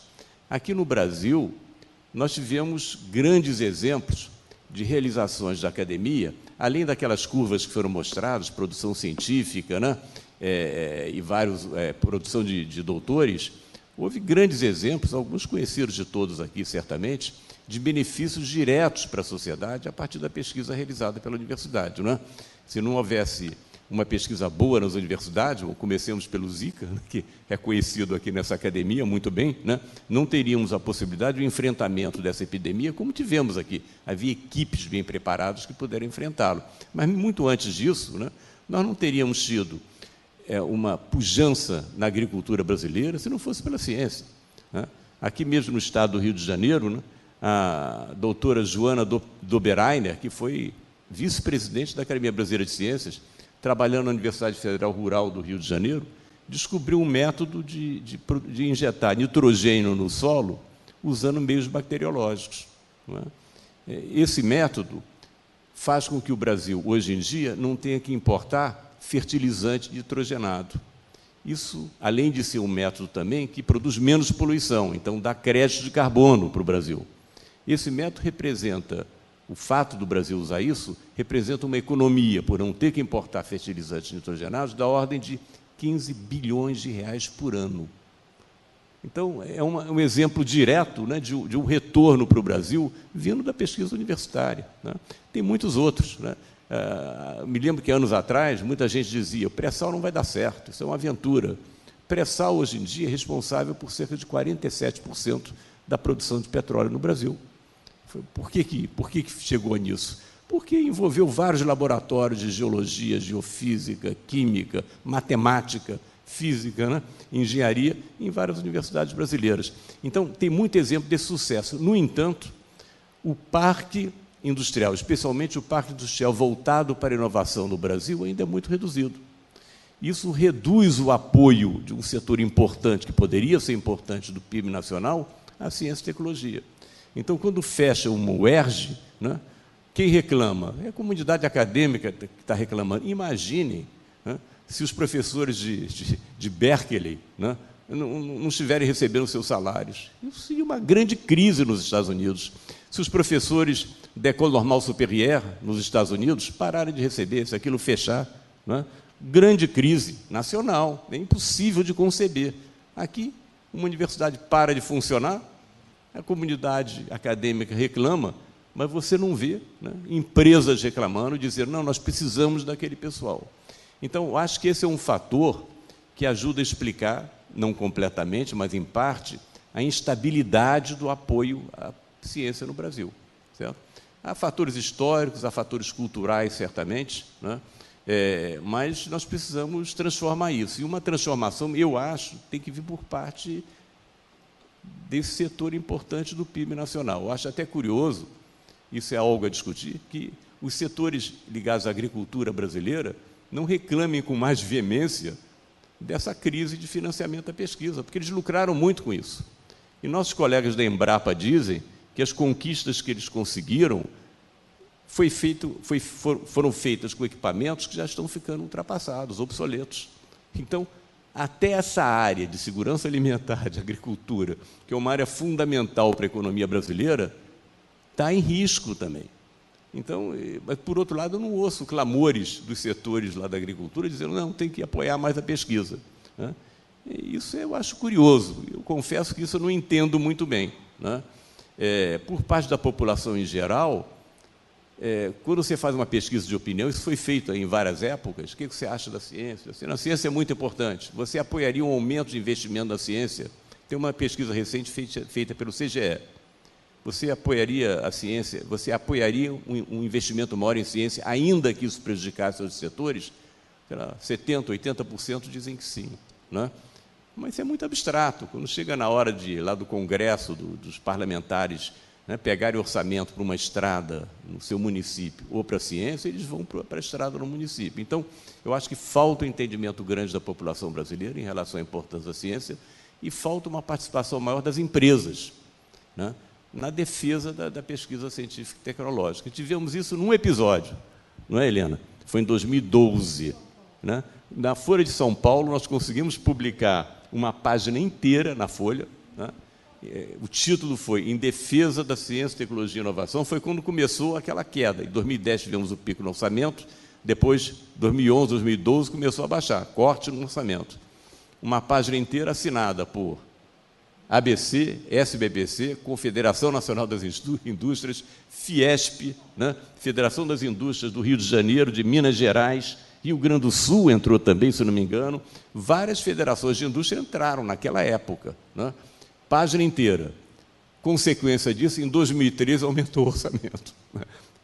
Pelo menos por um período acabaram os cortes, depois continuaram de novo, né? Então, quando a indústria se mobiliza, quando nós conseguimos esse tipo de aliança, pesa muito. Tem um exemplo mais recente também, né? Foi no final do ano passado, só para mostrar o seguinte, mostrar que se nós tivermos uma posição firme a respeito, de vez em quando dá resultado, não dá sempre, mas de vez em quando dá resultado. No final do ano passado, o Estadão, o Estado de São Paulo, publicou 2 páginas, né, com o título Ciência Brasileira na UTI, né? E foi um artigo, uma reportagem muito bem feita, saiu num domingo, no Estadão. Na segunda-feira, houve uma reunião do Temer, né, com o ministro de Ciência e Tecnologia, com o Meirelles, com o ministro do Planejamento, e dessa reunião saiu mais 1,5 bilhão, né, para a ciência e tecnologia. Então, adianta, quer dizer, não é que as autoridades não respondam a isso, mas o que me preocupa realmente, como mais preocupa o senhor, é essa instabilidade, que eu acho que está ligada à presença fraca da indústria inovadora. Olha, o movimento empresarial pela inovação tem somente 200 empresas participando desse movimento, né? Os incentivos à inovação que apareceram no Brasil, Lei do Bem, né, tem uma participação muito pequena de empresas, né? Elas usam muito pouco esse benefício. Então, nós temos um problema aí, na área empresarial, na área da indústria, que precisa ser mais inovadora, né? Até porque, só com a glória passada da agricultura, o Brasil não vai conseguir competir internacionalmente. A China está comprando terras na África, né? Eles já conhecem a tecnologia desenvolvida no Brasil de cultivo da soja, em terras que são muito parecidas com as terras brasileiras lá na África. E a África é mais próxima da China que o Brasil. Então, se nós ficarmos só na soja, nós estamos correndo um risco, né? Então, temos que apostar na agregação de valor, né? Temos que apostar nessa imensa biodiversidade brasileira, né, da qual nós conhecemos 5%, e que estima-se que corresponda a 20% da biodiversidade mundial.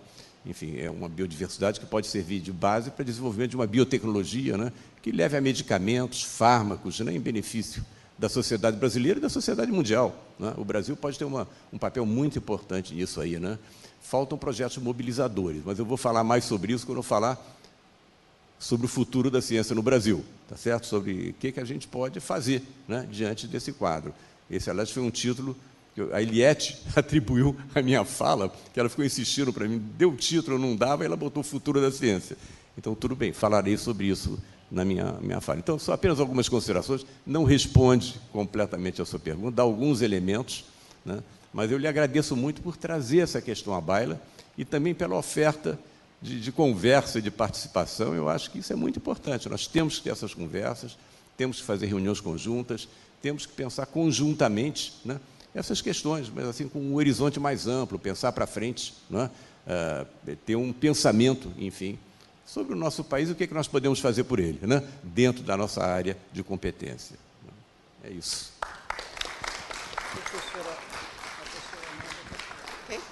Uma palavrinha só. Já está convidado no intervalo, de presidente para presidente, tem uma conversa comigo ali. Só um minuto, acadêmico Roberto Soares de Moura. A professora acadêmica Helena Nader gostaria de falar. Em primeiro lugar, eu quero agradecer a honra de estar aqui, excelentíssimo presidente, a minha querida amiga, excelentíssima acadêmica. Eu queria só complementar que tem um outro aspecto que o Brasil é singular, que talvez possa adicionar ao seu questionamento. Nós aqui temos uma visão de que sempre é financiamento privado que está fazendo andar a ciência americana. E isso é um gol de engano. A ciência americana é financiamento, inclusive na indústria. É financiamento do Estado. O maior empregador para a ciência nos Estados Unidos, eu tenho alguns, eu até ia trazer esses dados, mas achei que não seria relevante, é o Departamento de Defesa. Ele emprega 3,5 milhões de pessoas. É o maior financiador em todas as áreas, inclusive da saúde. Infelizmente, aqui no Brasil, quem manda de verdade no país, tanto que eu estou lançando um manifesto, que o próximo candidato à presidência da República tem que assinar um documento de que ele não terá ministro de Fazenda e nem ministro de Planejamento, que esse cargo será exercido por ele, que ele é o responsável e ele não pode ficar refém, porque crises nós sempre vamos ter.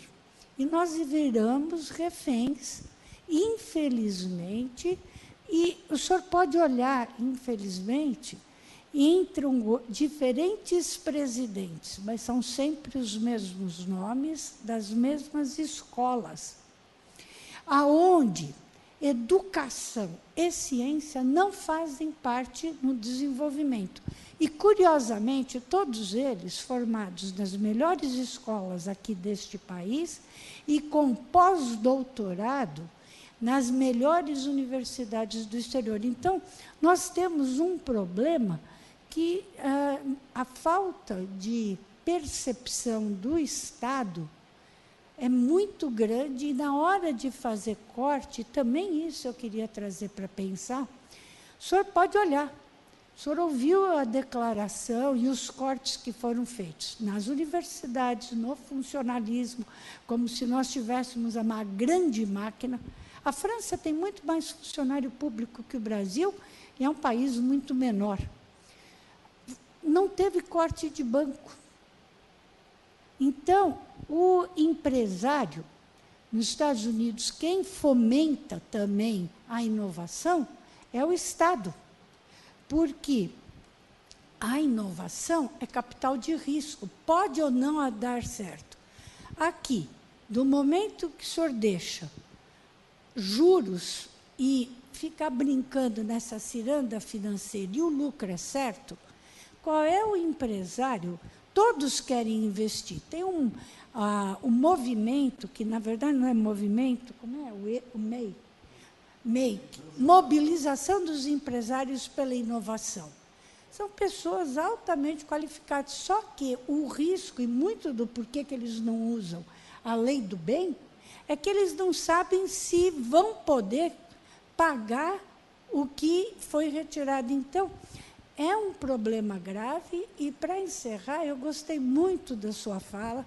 Eu fui presidente da SBPC até há poucos dias, até um mês atrás, e a gente fez, naquela época, além da parceria com a Academia Brasileira de Ciências, Em vários momentos, a Academia Nacional de Medicina foi signatária de vários dos documentos que eram elaborados e discutidos. Então, eu acho isso excelente, porque a força que os senhores têm, que é verdade, 188 anos, nós não temos isso no Brasil.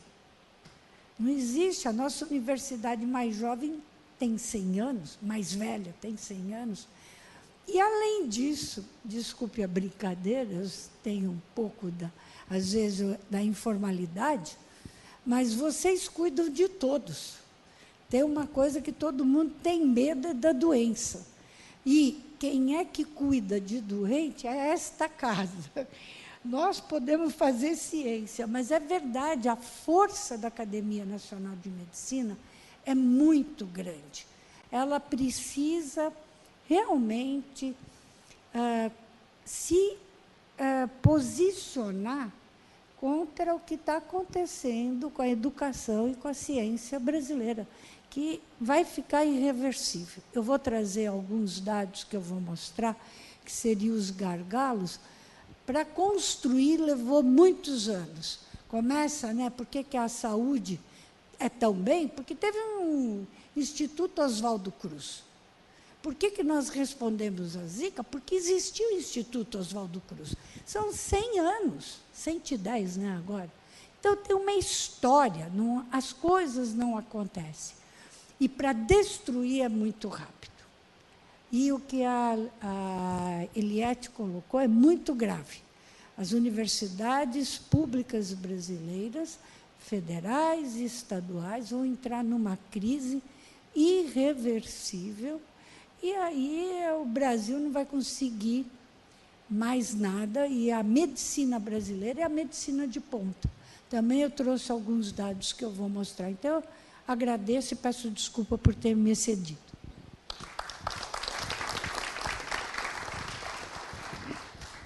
Glaucio, você gostaria de falar alguma coisa ou depois? Ok. Acadêmico Roberto Soares de Moura, por favor. Senhor presidente, senhores congressistas, convidados, vou me ater... O Marcelo mostrou um dado muito interessante na sua apresentação, quando aquelas curvas de crescimento de publicações do Brasil, nós somos o 13º país do mundo na geração de conhecimento, mas no quesito patente, é uma lástima, né?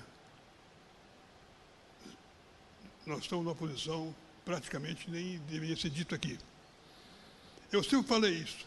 É necessário que a pesquisa termine no consumidor. Na área farmacológica, se aquela pesquisa que foi apresentada no congresso da SBEF, lá na Caxambu, se não chegar no hospital, não chegar no consultório do médico, não adiantou nada, só não ser a formação do doutorando.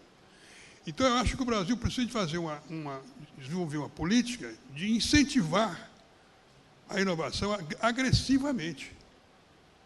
Porque, na parte farmacológica, raras são as exceções de produtos que foram lançados com pesquisas todas feitas no Brasil. O Acheflan é um exemplo disso. Mas o Acheflan, ele partiu do Axê, que foi procurar a universidade, o Calixto, para fazer a pesquisa básica. Então, esse dueto entre a indústria e a universidade tem que partir da indústria. Porque se a indústria não se interessar pela sua pesquisa, ela morre na bancada. Então, é necessário que haja alguma coisa que atraia o industrial para que ele entre em contato com o pesquisador e desenvolva a ideia que ele tinha. Eu acho que esse aspecto é muito importante. Talvez alguma coisa tenha que ser feita para que haja um benefício para aquele industrial que vai desenvolver um produto feito aqui no Brasil, sob o ponto de vista de menor impostos, para estimular a inovação. Agora, eu acho que, você disse ali que os alunos não estão interessados em patente. Eu acho que não estão, não. publicou um trabalho, meu amigo, morreu a patente. Você sabe disso.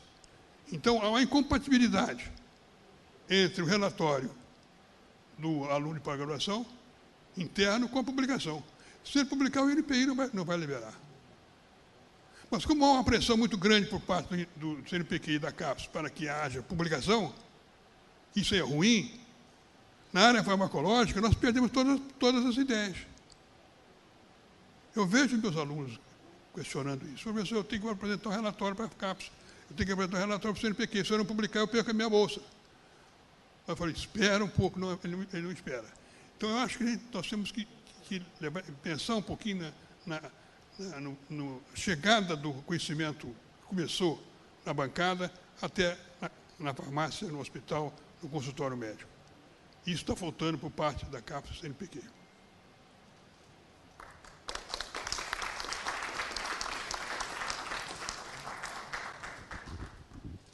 Alguém mais gostaria de fazer uso da palavra? Acadêmico Temporão e seguir acadêmico Glaucio Oliva.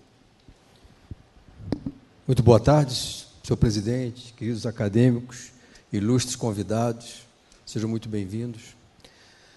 Eu acho que a provocação do nosso presidente foi acatada com brilhantismo pelos nossos convidados. Eu acho que nosso presidente da Academia Brasileira de Ciências tocou em duas questões estruturais muito importantes, que é a questão da educação no sentido mais amplo, a questão, digamos, dessa inapetência histórica do nosso empresariado, que também passa por uma questão cultural e de formação e de educação.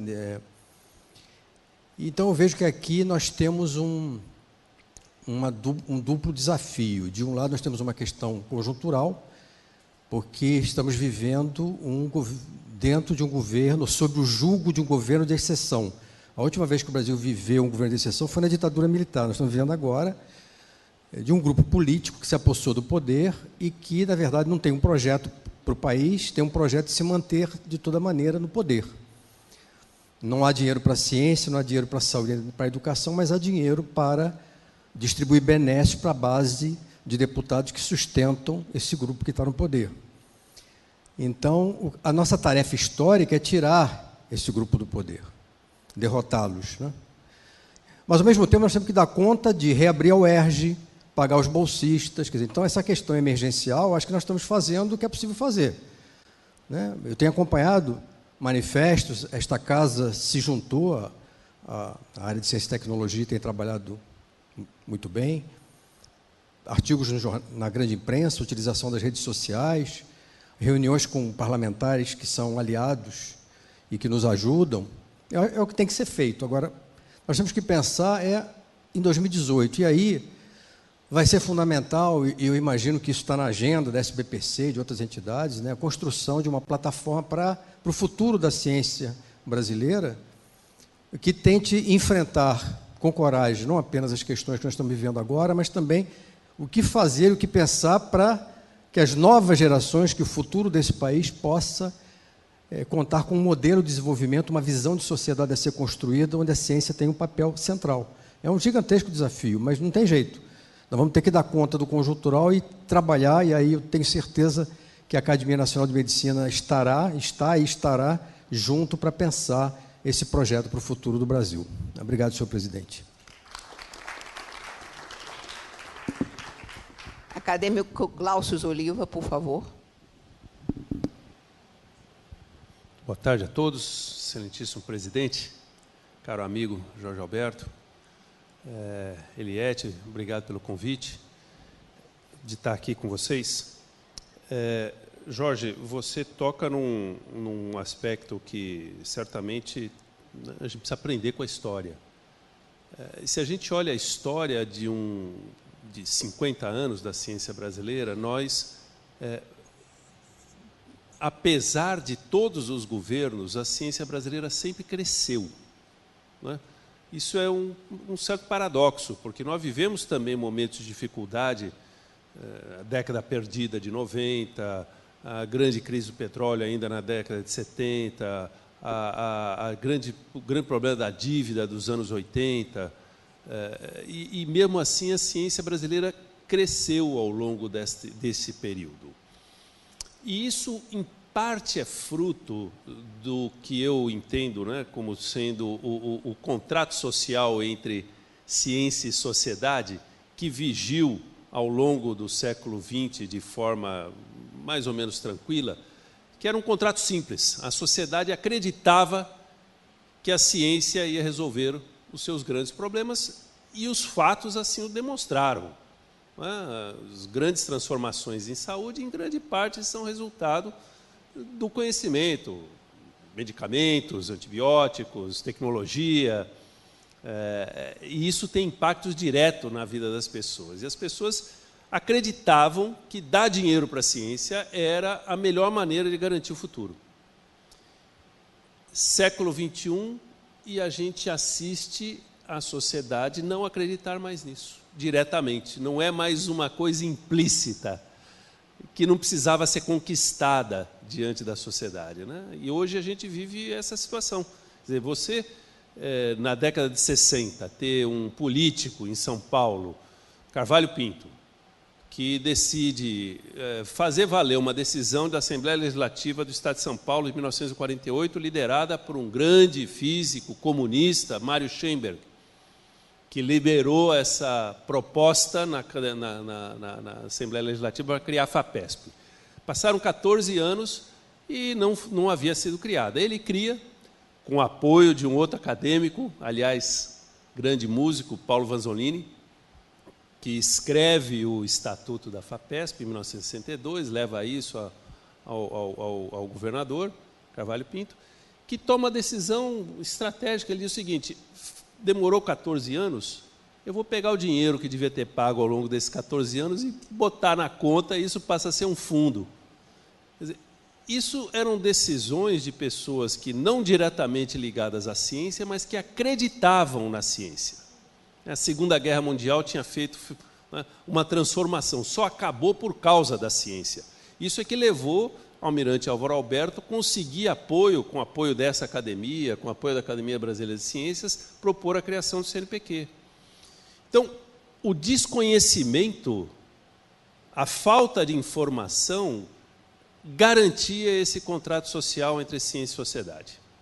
E garantia o apoio social que se refletia na política, naturalmente, né? E os políticos refletiam essa. Então, ao longo da nossa história, apesar dos solavancos, a ciência foi tendo seu apoio. Na década de 70 começa a pós-graduação nas diferentes universidades, a expansão do ensino superior foi uma decisão política. Aliás, é fundamental lembrar que essas ações e esses fatos ocorrem, em grande parte, pelo apoio das lideranças. Uns chamam a dona Zelite. O Estado de São Paulo é emblemático. Quer dizer, que fez a classe dominante do Estado de São Paulo quando perde sucessivamente 2 guerras, em 1930 e 1932? Se reúne e fala o seguinte: como é que nós vamos recuperar o apoio e vamos recuperar a nossa prevalência nesse país?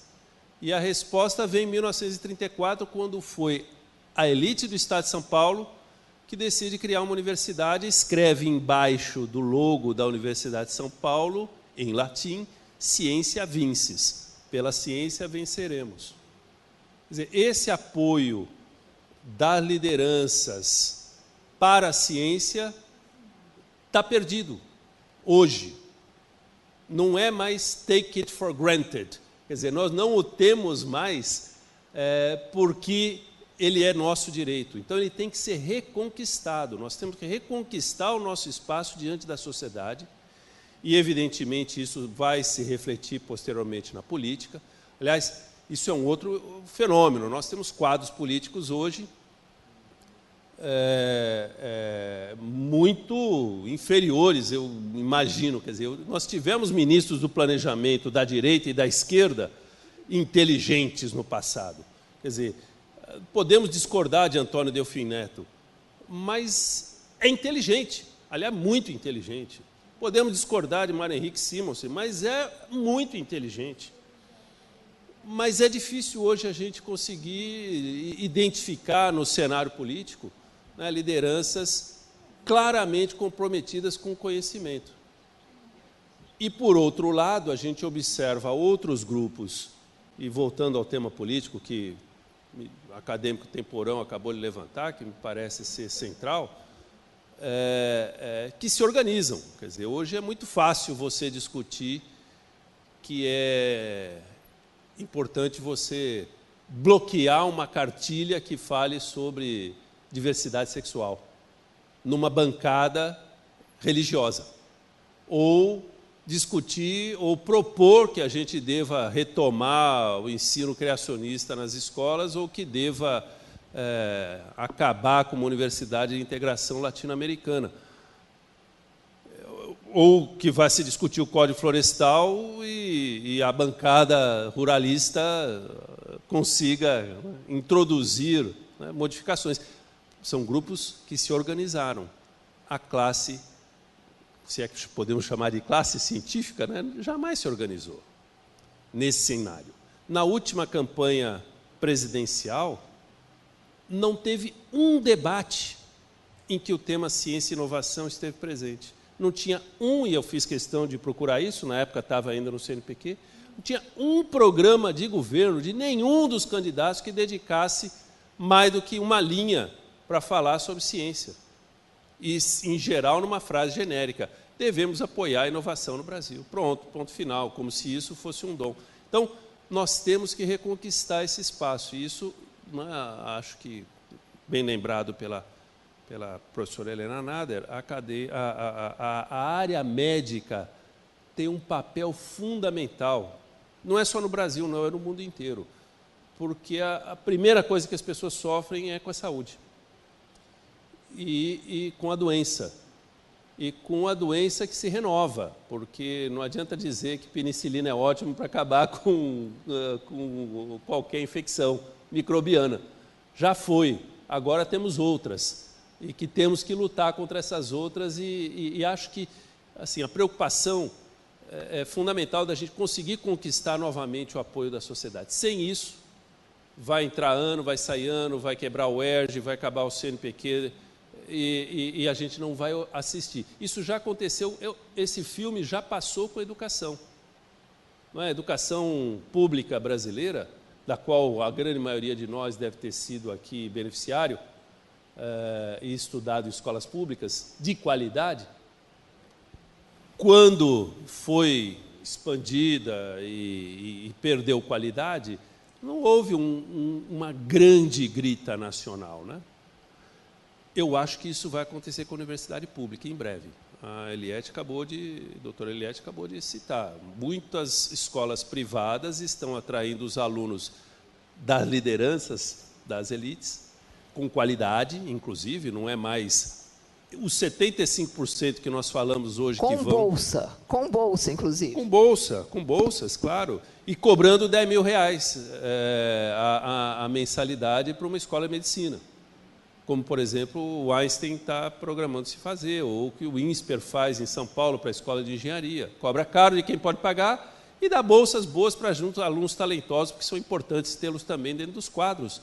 E o mundo inteiro está andando nessa direção, e é importante que o Brasil ande também pelo lado da qualidade.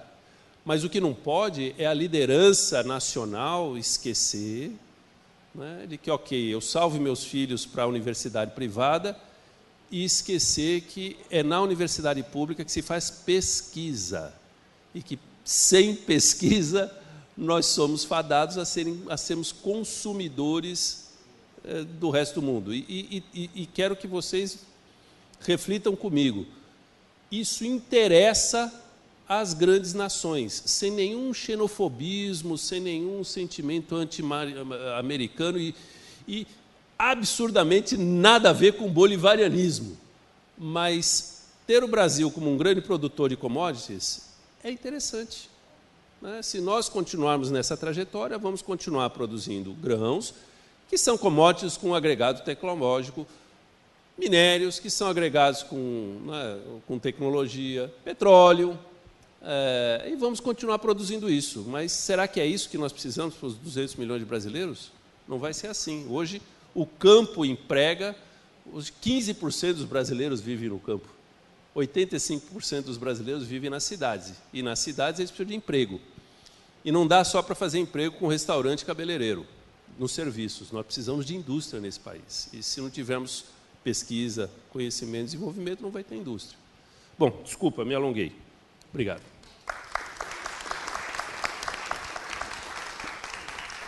Muito obrigado, professor Glaucio, e todos os demais que participaram desse debate. Não somente vocês responderam muitas das coisas que eu queria saber, mas geraram também muitas outras questões.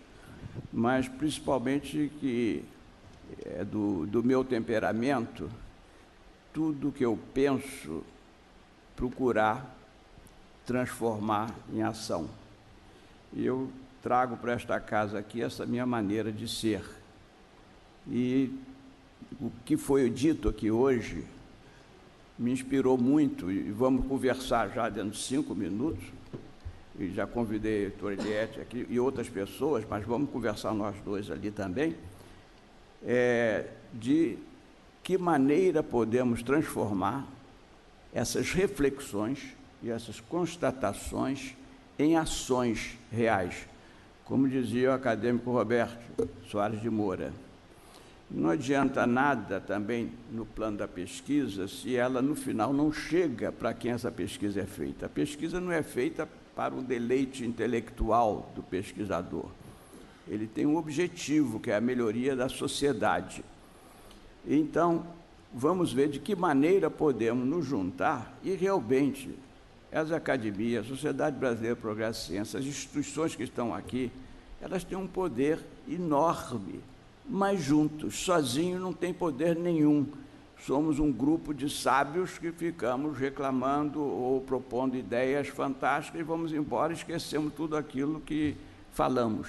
Então, o objetivo dessas reuniões, e já quero começar durante pelo menos 10 minutos, e gostaria também de convidar a professora Helena, ali, se ela puder, com toda a experiência dela na Sociedade Brasileira de Progresso da Ciência, de que maneira nós podemos começar um diálogo deste aqui e que juntem os players do processo, porque não somos nós sozinhos que vamos mudar nada.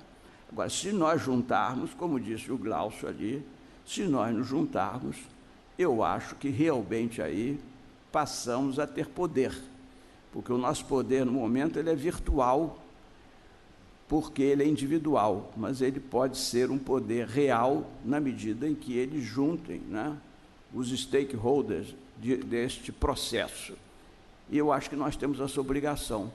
É o papel das academias, é o papel das associações que têm um interesse no bem-estar social, que é o objetivo principal dessas instituições. Então, eu agradeço muito. Eu fiz apenas uma pergunta por curiosidade pessoal, né, porque eu digo de formação profissional, eu fico sempre querendo saber, mas como é que isso chegou aqui? Não é?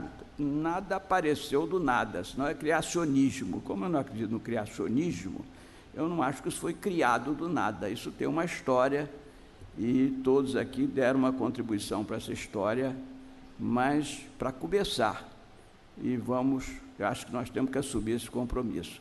Eu agradeço a todos, lembrando que temos o segundo tempo, às 6h15 aqui, temos ali um lanche para todos, a quem eu convido, e vamos fazer um break aqui. A professora Helena, chamei a professora Eliette também, acadêmica, para que a gente possa tocar umas primeiras ideias em 10 minutos. Muito obrigado e até daqui a pouco.